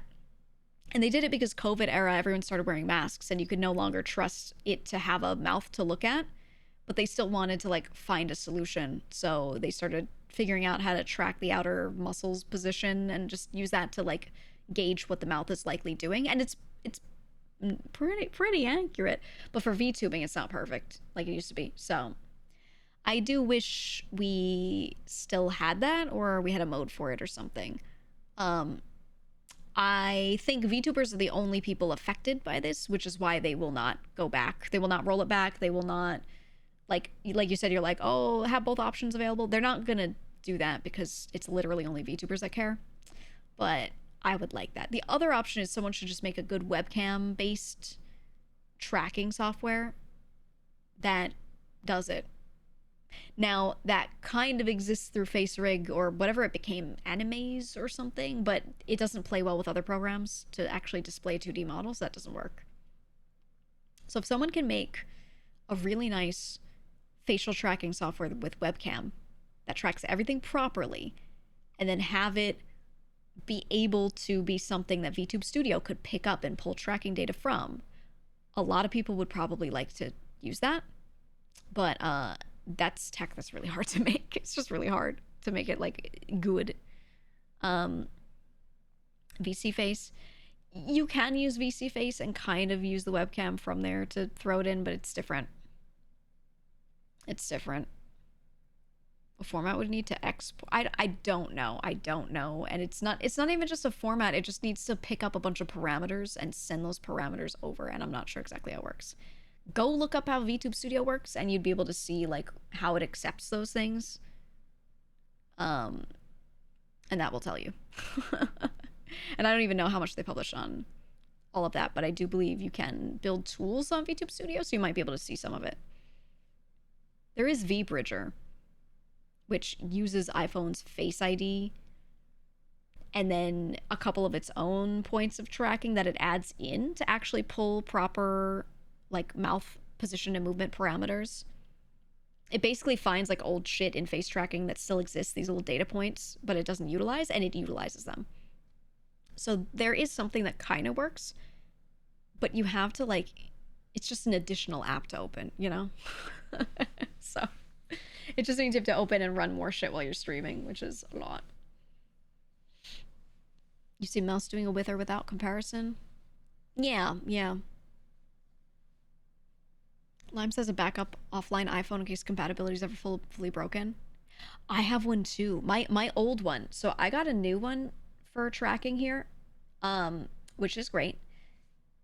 My old one, it's a little jank, but it still works, is completely unupdated. It is not updated, so it still uses the old like Face ID shit with iPhone that does properly track mouth position and all of that.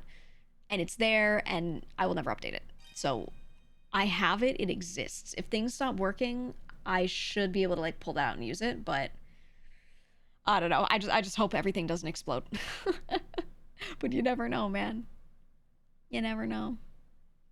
He said, since we're talking about rigging, I always felt like the Hololive Girls model animation looks sluggish and stiff, and you were wondering why that is. Is it the rigging, their software, or something else? They have proprietary software to display their models. So we, as indies and most Western VTubers, use VTube Studio. And that tracks the way it tracks. It's really accurate to when someone rigs your model and they're like, oh, when you turn right, this should happen. When you open your mouth, this should happen. When you tilt your head, this should happen. Like this, right? VTube Studio really accurately takes the parameters that you're using, throws them onto your model, and the output is what the person rigging expected.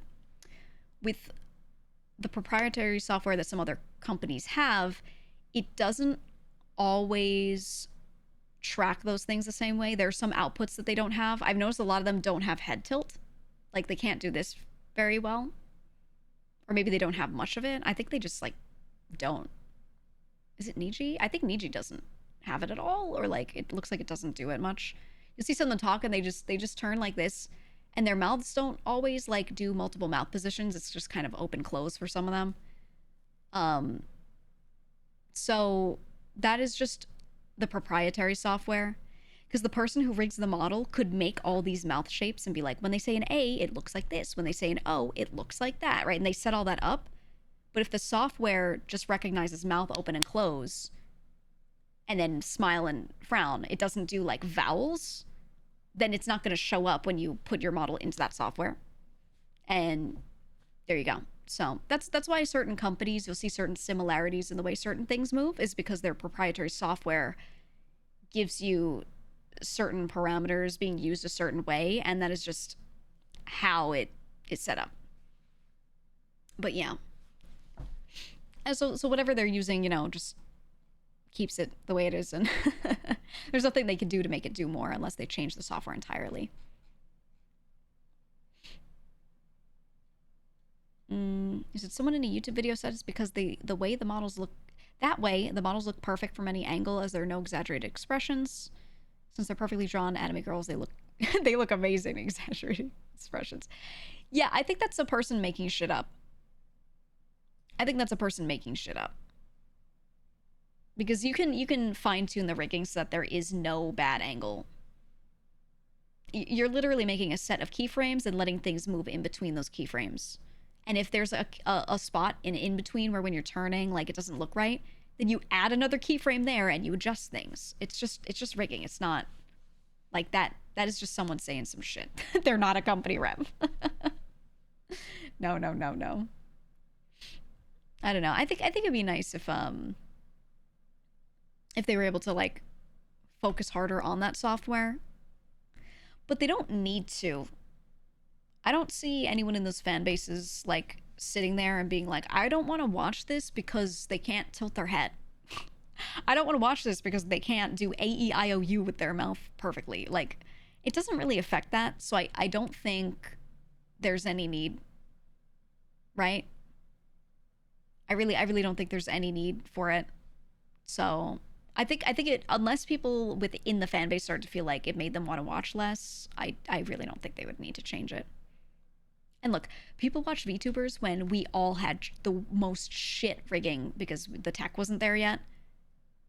So, you know, it's not about the model, it's about the person. So, you know, you think it's consistency across models? They don't want custom solutions for every model? That's not, no, that's not true. There's no custom solution. Every rig for every model has to be done separately because the art is different. There will always be custom rigging. So that is always going to be a problem. That it has nothing to do with the software. So it won't be that. It won't be that. Said shit rigging is endearing and charming. You can keep telling yourself that. It's just because you like the person behind it and you get used to it. It becomes familiar, so you don't care. Unless it was purposefully trying to shit rig something in a way that circles back. But it's the familiarity, right? You get used to a thing and you like that person, so there you go, right? That's why I'm like, it really doesn't matter.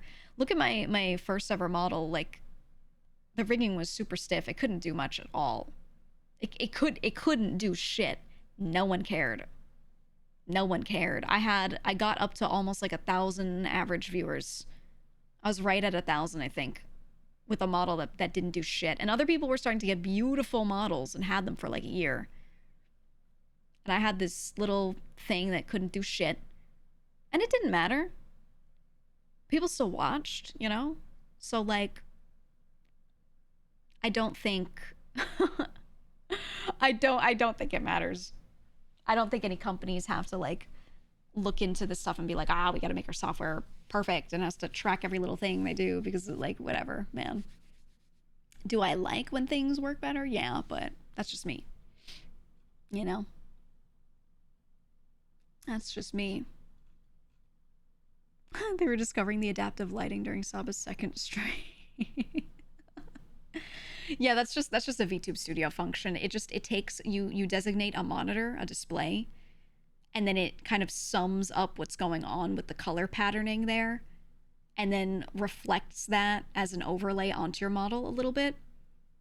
And that's it. That's what the adaptive lighting is. So if I'm playing a game and look at my background, right? Let's say I'm playing a game, it looks like this. It's dark, and on the right side there's a lot of red. Then it'll make like a gradient over my model that has zones where like on the left it'll be a bit dark, on the right there'll be a little bit of red, and then it'll lightly overlay that as just a flat overlay on top of me. And that's yeah, that's how they do it. It's pretty simple. It's really, really simple. It does sometimes make me lag though, depending on what game I'm playing. And I wish it didn't, but it does. It does. You find the face tracking is the thing you value the most of tracking? Yeah. I like when it looks like they're saying what they're saying. Which is really simple, but that's what I like. You ever use Shoost, or do you stick to VTube Studio with built-in VFX? I have never used Shoost. I feel like Shoost looks really beautiful, but it feels unnecessary to me. I don't think it's a bad thing. I'm like, what's the point? It only makes sense if you're like an ASMR streamer, or you're doing like maybe story time and you're trying to be like really visually immersive. But if you're hanging out and just chatting and then playing video games, I feel like it's not needed, which is kind of all I do. So for me, I don't use that sort of thing. And there are other ways to do a lot of that stuff in OBS as well, and with lighting and effects. So I feel like I don't know why I would run a separate program to do that, unless you're the type who hates figuring out like how to do OBS wizardry. If that is just not your thing and it overwhelms you, then you should use Shoost, because that's really what the tool is for. It's doing stuff that you could do elsewhere, but in like 2 clicks instead. But I hope VTube Studio would add more. Yeah, the VTS shaders kind of killed Shoost. I agree. I think what they should have done is just made which maybe they did by now, I don't know, but they should have made a version that is just a plugin that works in VTube Studio. So if they could do that, I think that would be perfect. And that would probably help them, you know, be relevant with all of it. But I don't know. It shouldn't be too hard, but VTube Studio already has a bunch of the shaders that they had, the ones that people cared about. Like, people will do a bunch of stuff with the effects. I think we can even do like rain effects. We can do like everything here. So I don't know. There's kind of no reason to use anything else. Right? Let me look. I don't know. I never use those effects.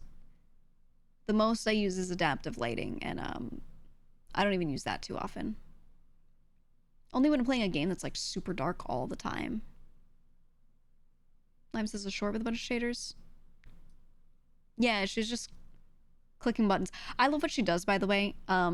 A lot of the stuff that she presents, like that information that she presents, is super simple and anyone could learn by reading the VTube Studio manual easily, but people don't. So she'll make shorts for the people that don't read.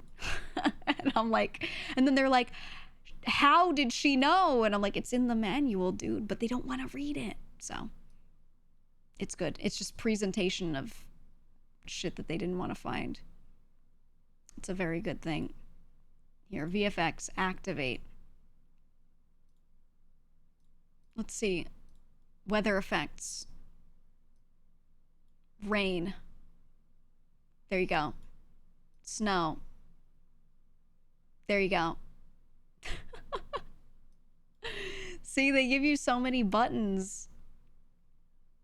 So many buttons. I could do bloom. Wow. Wait, they have like... Yeah, so I could do that. I could do that.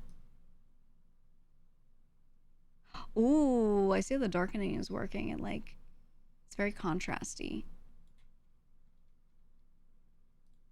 And then where's the light streak? Why does it not want to work on me? It hates me. Ooh, you can darken your background. Doesn't show for you here because I have a transparent one. Yeah, the bloom just hates me. Uh-oh, wait. Saw it for a second, right? Ooh. You see that pinkish color? Yeah, the bloom hates me. Can you still do the layer by layer separation thing? I think so. I never liked doing that, though. Backlight and outline. Oh, it's this one. It's that one. I see. I see. I think the backlight one is pretty good, but it doesn't move with you a ton until you do certain things. And it stays... It's not a shader, right? Like, if I turn, it stays on the same chunks of art in the same way. So if, I wish it were like a proper shader, but that would probably run like shit. If they did that. It would run like ass. We have particle effects. So you can do that one. They have like the heart one. Or actually, no, it's all separate. So they have like floaty particles. They put it all together, but if I like reduce the hearts, the bubbles, the light spheres, all of that, you can do like just sparkle. I can take the fog off. No fog. And then floaty particles up. Floaty particles all the way up. Sparkles off. See what I mean? Light sphere's gone. There you go. And then you just get like light spheres are going away. So now you just get floaty particles. Can you see like 2 tiny light things on me? Barely. That one's super subtle though. I think that one works well on light backgrounds. We've my favorite is fake low FPS. So I can like, I could do that. I can add screen tearing. That one's cool. That one's cool. I think that's really good if you're making videos and you like want that effect, but you don't want to be an editor because you hate it so much. That one makes a lot of sense. Oh, I like the pixel one.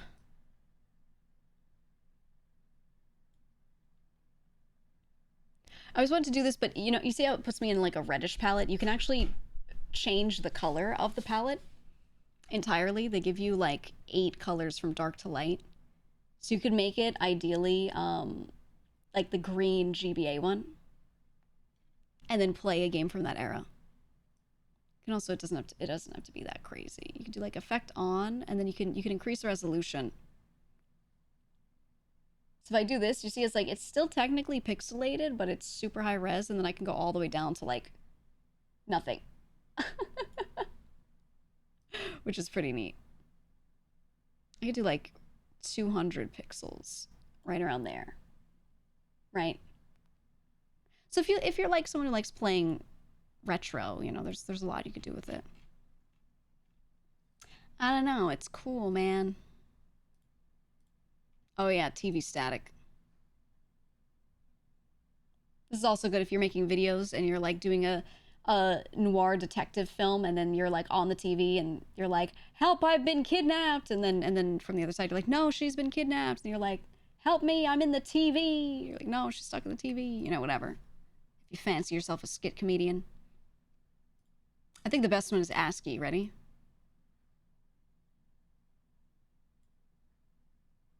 Imagine streaming like this. I think someone should make a model and only stream like this, and this should be their whole brand. Literally just this. I should have done that, dog. You can also make it smaller or bigger. Look at that. I feel like this is like a boss you'd see in FNAF. Right? Like you would see this shit in FNAF. The lettler. Oh no. I don't know. There's a lot of fun shit you could do. Ooh, foggy window. The foggy window. And then you can do a whole bit. It even has the vertical lines. You can do a whole bit where you're like outside chat's window saying weird shit to them. It just enables you to do so many bits without having to like go crazy in OBS, right? You just click a button to turn this stuff on. It's pretty good. It's pretty good. VHS old TV. What does this one look like? Oh shit. Oh shit. Actually, that's really cool because it throws in your background color. So you could like do a bit where you slap a button, you go, now from the whatever news, the something something, and then turn it off. It's pretty good. It didn't used to do it like that. Right as you changed your model into symbols, my stream crashed. What timing, Keck? Yeah. Me when I kill the stream. Cinematic letterbox.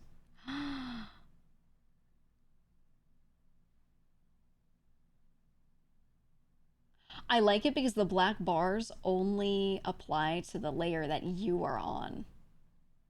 I used to do this in OBS. I used to do that in OBS. It should be like there.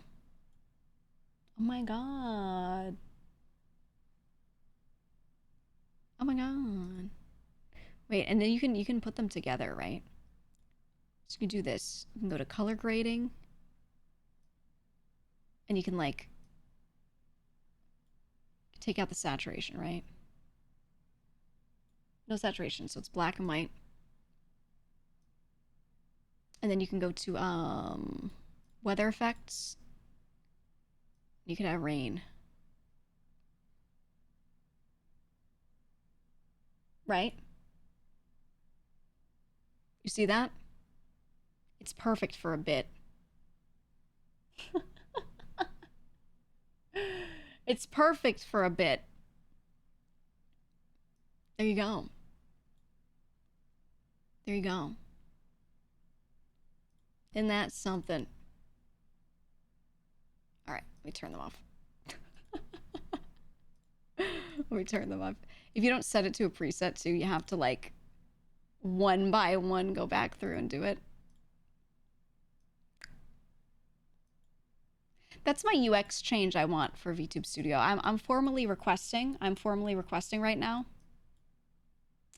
RP Sag Farm about to go crazy. Yeah. Instead of using the in-game black bars, I have my own. So I'm formally requesting a UX change. I want to be able to set a thing up and then have a button in that menu to save those things together. Okay? Save all of those as a preset and then be able to use it later. Because instead you have to set them up, back out of the menu, go to create a new preset, and then be like, capture all current active effects to make a preset. Okay. And it's like a billion steps when they could just make a button, like a little plus button on the side while you do that. You press plus and it's like save current effects and you go, yeah. Yes. And if they added that, way more VTubers would use those things. Genuinely. But a lot of them don't, because they have to set the effects up and then back out and set up a thing. And then you have to go turn them all off again and then like make a preset to have everything, those specific things off again. Unless you are like me and you already set up one that turns everything off no matter what's on. But they don't do that. Which they could, but you know. Do they not link to a hotkey? You have to set it up. So you do all those things and then you like hit like save current preset. You do it in a separate menu. It's the same spot where you like check all of your toggles, right? You basically set it up as any other toggle for any other effect on everything. And you set that up and then you assign a hotkey to it. So like you can do it and then you could set it up with no hotkey put on a Stream Deck. Like it's all doable. It just the UX is terrible. The UX is so bad. And you'd get more people doing more creative shit if it were easy to set that up and just go add now, add now, add now, you know? I don't know. With time, maybe they'll do it. Maybe I could make them a little flow chart on better UX for it. Who knows, dude? Who knows?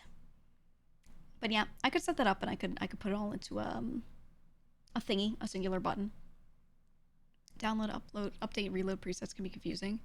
Yeah, if you want to move them, let's say you get a new version of your model, an upgrade or a change, and then you want to like move these all over, it can be really annoying because it doesn't save all of them to the model sometimes. So you have to like download a separate file. You have to export. And that's not horrifically confusing, I don't think, but a lot of people don't do that kind of stuff. It confuses them, so I don't know. They gotta think of their users there, you know? Make it baby level easy. But anyway, I love that they added this stuff though.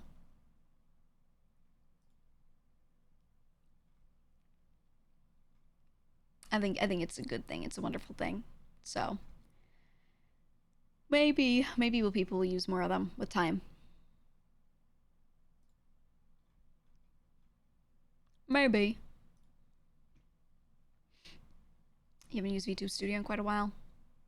Yeah, I mean, all of this stuff, there are creators that make videos on how to do it, but a lot of them are people that only make videos on that type of thing. So the only people that find their content are people that are looking for it. Someone who's already like, I want to use these effects more. Let me look. But I think people who are just normal ass content creators that feed you normal content being a VTuber should also make tutorials like that, because then everyone will see it and then go, oh, maybe I should try using those effects. You know what I mean? Marketing for it or something. But I don't know. Is Newsy Mod Live good yet? I have never attempted to use it, and I think if it were good, everyone would be using it. Is my guess. I don't think it is at the moment. I hope they improve the UX. Could totally see someone like Haruka using that for the bits. Yeah, she's the type that doesn't care about the UX being good. She'll just do it. She'll go through the difficulty of setting it up and you know, all that to do her bits. But a lot of people just won't, unless it becomes super easy and, you know, a 1-2 button press for them. Yeah. Easy has good stuff for content creation too, but it's even more hell to set up.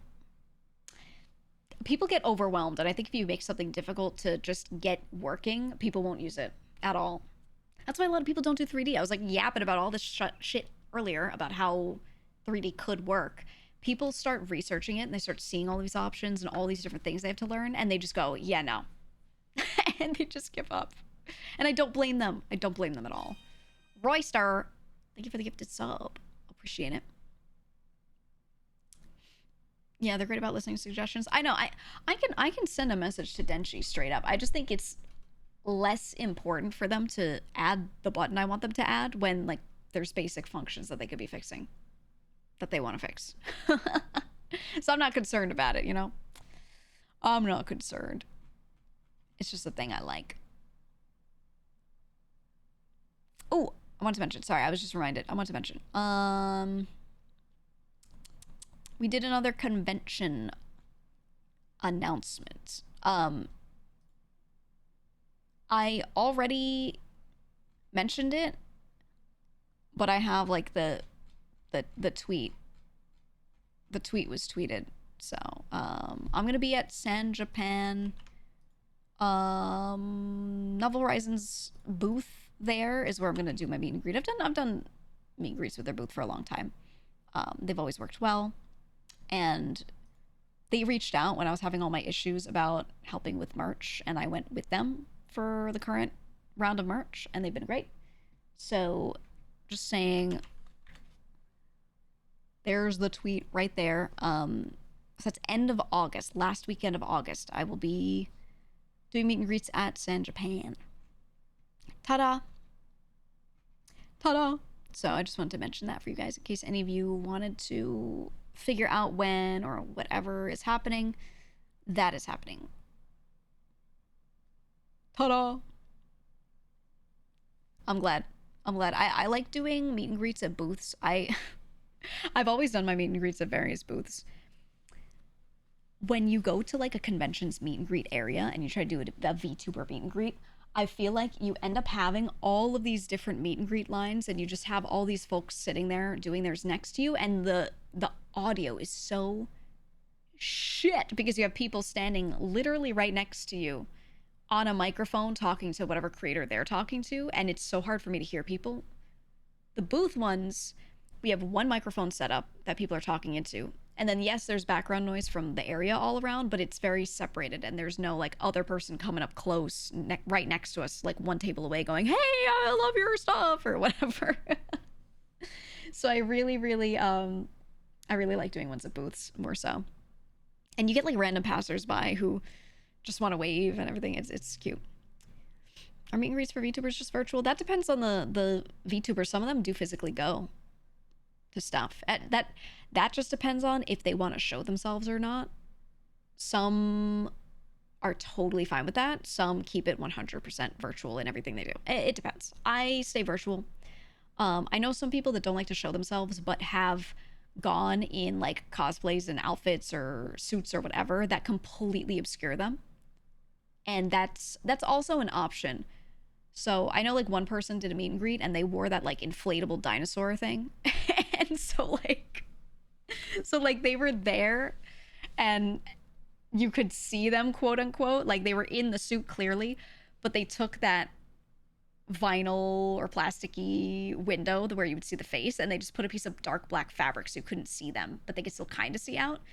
And that was really funny. Yeah, Froggy had a mascot suit. I have seen, someone went in Among Us suit, so there is that. I have seen people go with like a hat, sunglasses, and a mask on, and they're not 100% obscured, but at most you're gonna see like their ear, like a little chunk of their arm, you know, like you really don't get much. So some people will do it like that too. And that kind of works out. I still feel like there's risk involved because some random fucking sicko can run up and be like, "Give me your glasses," and rip the glasses off your face if they want to. I think that person would probably like die, but you know, it's possible. So I think like the full suit is probably better, but still. Yeah, I'd notice that elbow anywhere. Yeah, some people when they do hand cams, they wear like long gloves or whatever, and They do it not just to obscure themselves for immersion, but because sometimes they have tattoos and stuff. And they're like, they're doing that to be, you know, not identifying. Hey, I see you typed a paragraph about a girl, but you just followed today. If you were someone who had followed and lurked for a while, I would answer it, but you don't, so I'm gonna ignore it. Security is still essential. Yeah, I think people need better security at these events. They really do. They I don't know. I don't know. I think we've been lucky that worse things haven't happened at a lot of events, but like some people are setting themselves up in a situation where shit could easily happen, and I don't know. I don't know. I think what we needed was my idea, the box. You get a box that they stand up in, and then you have a rubber glove that's like attached to the box, and then they can shove their arm through and use the rubber glove, and they can talk and they can wave, but you can't see them. You also cannot stab them because they're in the box. Yeah, it's like the Pope Mobile, but it's for the VTuber. How do you leave the box? You get the Pope Mobile all blacked out, and you drive it up to the back, and you load them into it from the box, and then drive them out in the VTuber Pope Mobile. That's how you do it. It's perfect. Completely perfect plan. Oh man. I would love to see, honestly, I would love to see people come up with like interesting solutions. There are also conventions that like in the backs of their panel rooms, sometimes they have a special door that only leads to like a bunch of back hallways. So that celebrities and stuff have their own entrance into the room and then they go back through that. So you could set up a thing like this in front of one of those doors. So the only way for them to get out of the box is to use that back door in the room. No one else can go in and out of it because the box is blocking it. And then like that's one way to do it. But that's only for conventions that have that. Not many convention centers do. But it's a way. You could also have them do it in a panel room, and then you close the door, you seal, you know, the room, you lock it, and then they come out and put their Among Us suit on and go outside and walk. So it's like, it's possible, but it would take so much cooperation from the convention to make sure that, like, you know, they have a staffer in there who can, like, lock the door, who also themselves will not look, you know. It's a bunch of shit. It's a bunch of shit. But it'd be cool. And it'd be doable.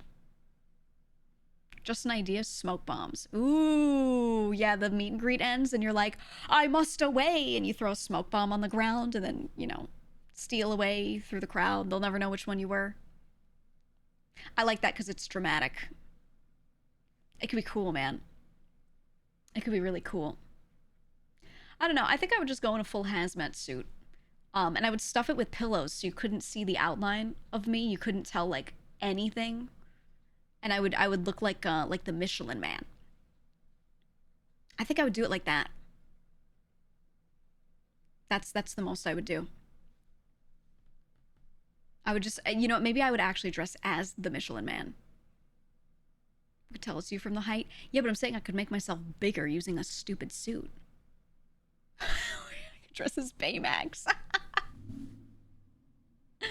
Oh, it could be so good. There are all sorts of things you can do with the different suits and outfits, whatever, to obscure height too, so it doesn't matter. It can be done. It can be done. What about one of the old deep diving suits? Ooh, yeah, with the metal helmet. The tiny window. I like that. I like that. We should do that.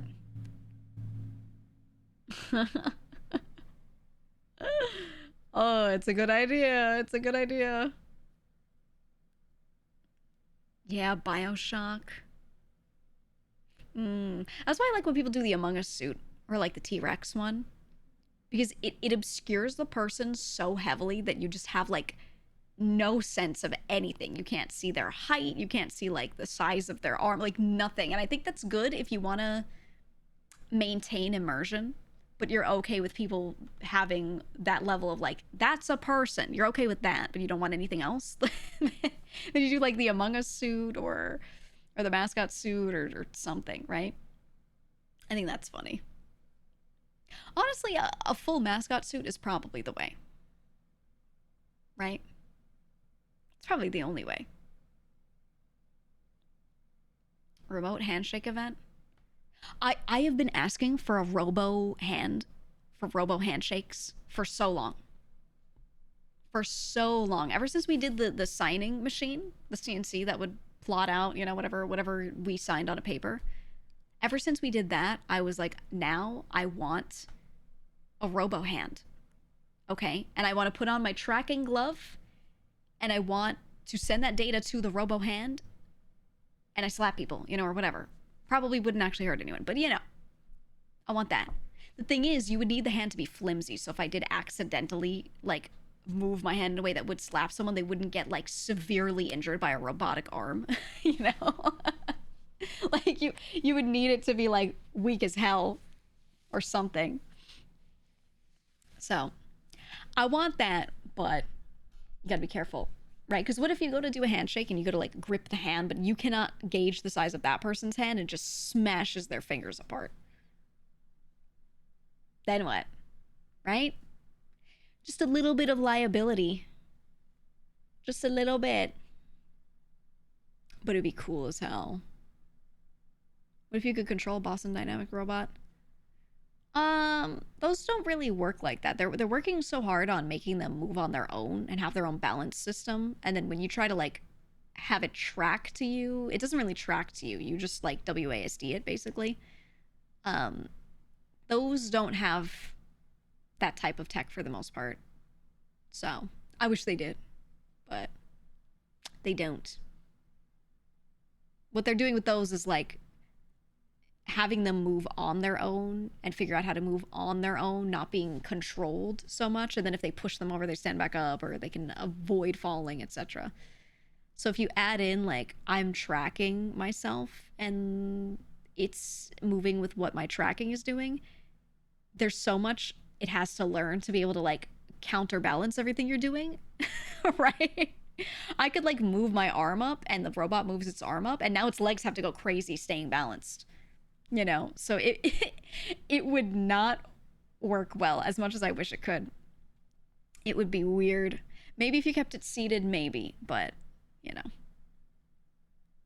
When the advances they're making in prosthetics be the perfect thing for that, none of those are like live tracked to like a glove, but it could be possible. I feel like they'd have to do so much work to make it work, but hey, if they're willing and they want me to test it, I'll do it. Just saying. I'll do it. I'll do it. You're only interested you can uppercut the shit out of people? I mean, technically, if I have someone sign a waiver, it wouldn't matter, right? If I have you sign a waiver that says, like, I understand this can harm me and any level of harm, I wave away with this form, you know? And then I go and, like, handshake and crush your hand, then it's... You sign the paper, right? Just saying. I don't know. So it might be quite doable. It might be doable. Need RoboGeek to arm wrestle Oscar. Yes. I need Robo Oscar. Well, that's the thing is like, do I really need a robot if I just have Oscar? And I could be like, Oscar, tape an iPad to your face and carry it around. And then thank you for the raid. And then when Oscar's walking around, I'll be like, Oscar, raise your right hand and high five that man. And then he can. Right? Do I really need a robot to be my body if I can just tell Oscar what to do and he'll do it? Sometimes we go, Oscar, do a little dance and he'll do it. You know what I mean? I don't think we need a robot. He's great for it. Can't really waive liability that easily. I know. There are certain things that don't quite matter, especially when you like commit a crime against somebody, you know.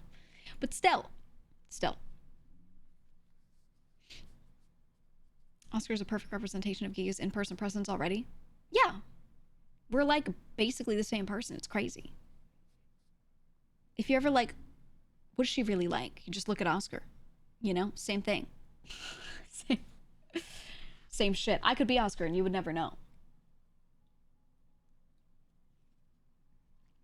You would never know.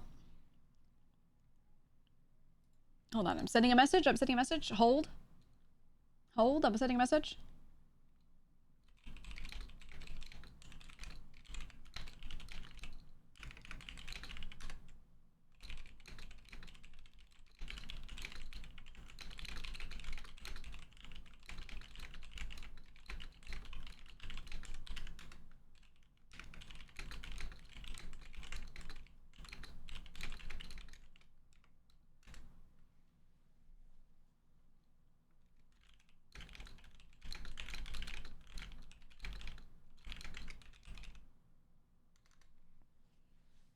Okay. There we go. Here we go. So in the case of death, a waiver can often be used as evidence you knew was very dangerous to make you liable for manslaughter charges. Exactly. Yeah. When it's like severe harm, yeah. That's why we joke about it, but that's why realistically I'm like, no, I want the robot hand to be so flimsy that like if it tries to high five someone, you end up bending the robo hand back, you know? Just to be sure. Did you do a typing speed test on Michi's stream earlier? Maiko was insane. Yeah, Maiko, anytime I send him a message and he's like, you know, actively chatting with me in that moment and he replies, he shits out the replies like really fast. I'm pretty fast too, but not nearly. I don't know. Did he get his words per minute? What do they use to measure it? Every time I do mine, my problem is accuracy. Does it do monkey type? What's one that doesn't care about your accuracy? 160 with 100% accuracy? That's crazy. That's crazy. Let me do a monkey type. Hold on, I'll do mine real quick.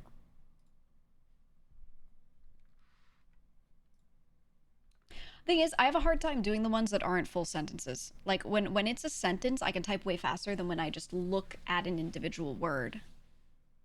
So do you know which site they were using? I really don't think I'm that fast, personally. There's no way she had 173.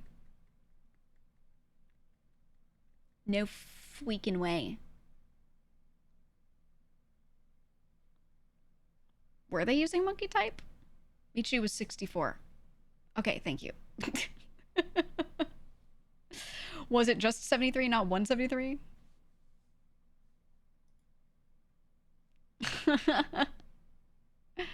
So now refers to special keywords. Yeah, no, they don't. They're not using like QWERTY. What is it called? The one that they use, the little tool thingy. What format is that? I don't know how they do that. I always wanted to learn that.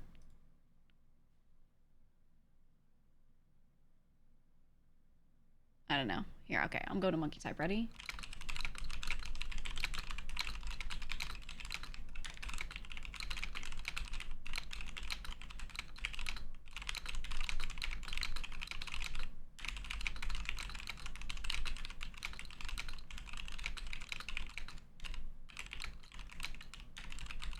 Oh, I fucked up. I keep backspacing. I shouldn't backspace.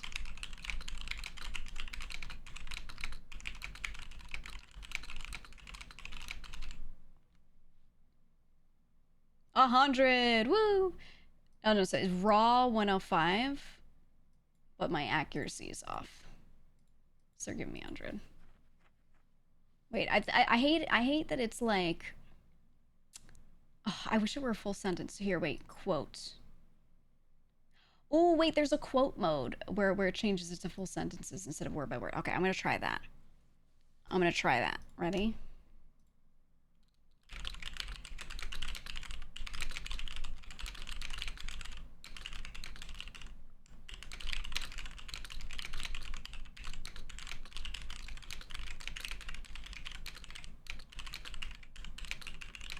Oh, it's gonna get me on punctuation.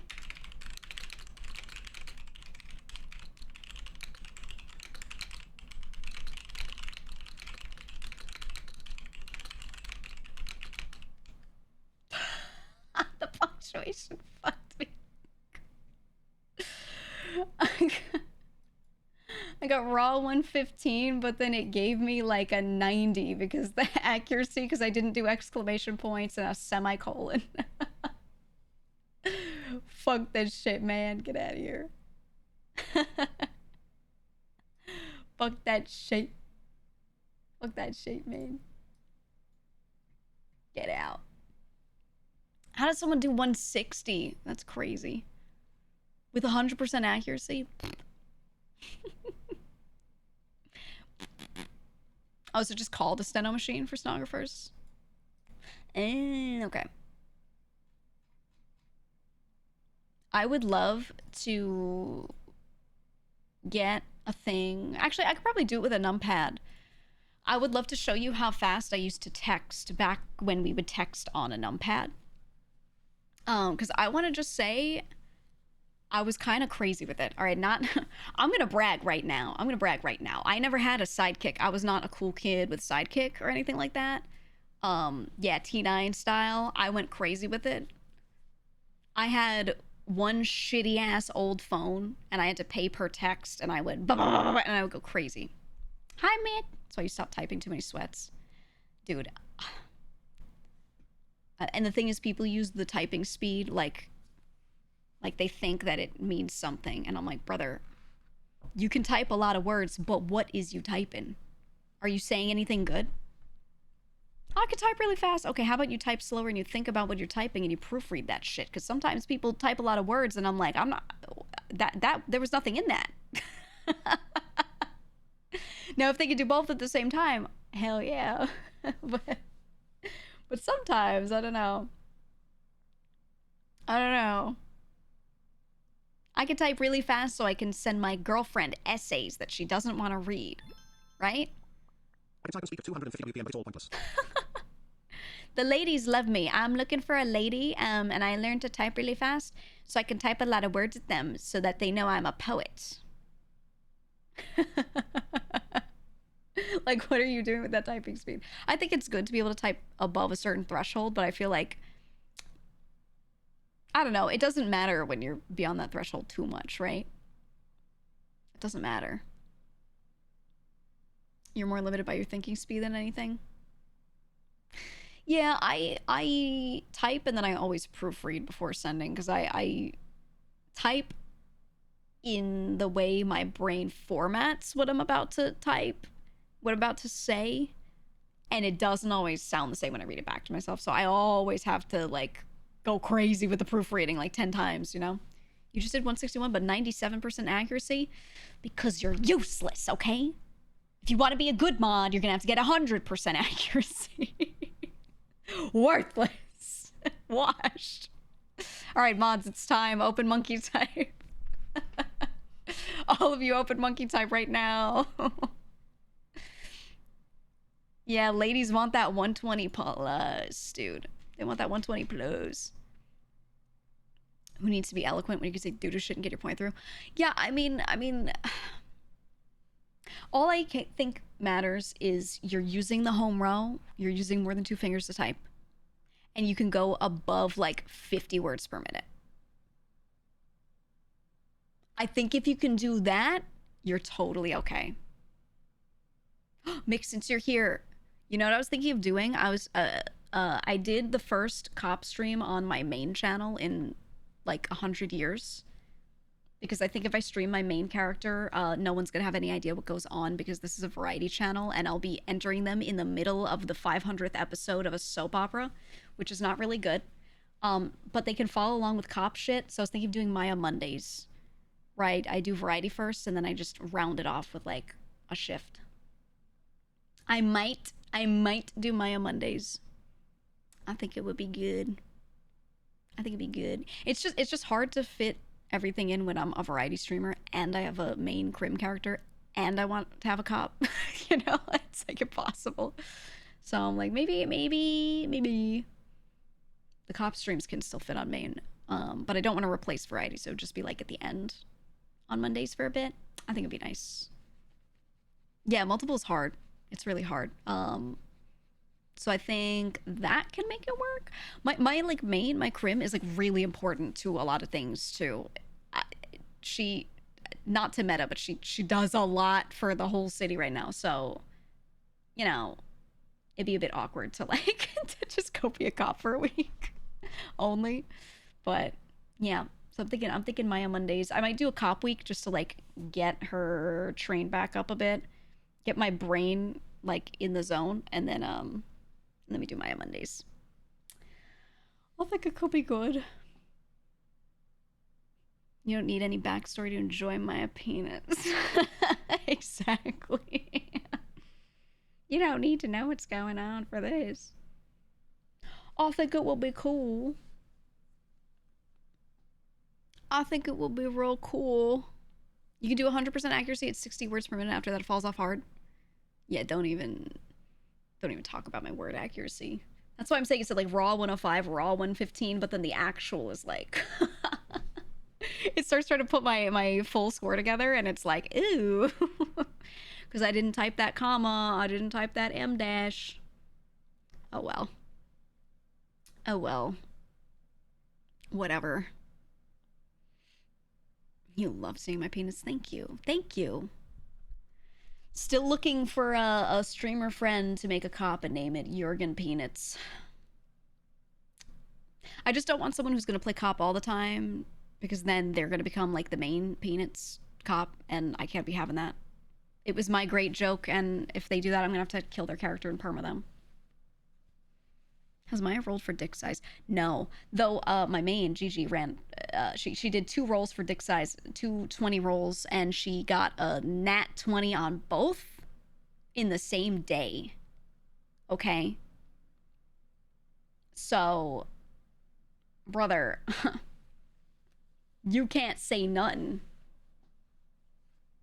You can't say nothing. I got 2 nat 20s in a row. Is she okay? Well, she took a weird, funny blue pill and was crossfaded in RP, of course. So, but it was the highlight of the week last week, I gotta say. Highlight of the week was double nat 20s in a row, specifically on like boner size rolls. So it was not to brag or anything, but you know, Max thought you were rolling for boner pills. Oh, when I rolled in front of Max, actually no, I rolled a nat 1 in front of Max, but the thing is she wasn't on the funny blue pill anymore. So it shouldn't be anything other than a nat 1. Anyway, that's what goes on the alt channel. Roll for boner size. I want to play Wheel World. I'm opening the game.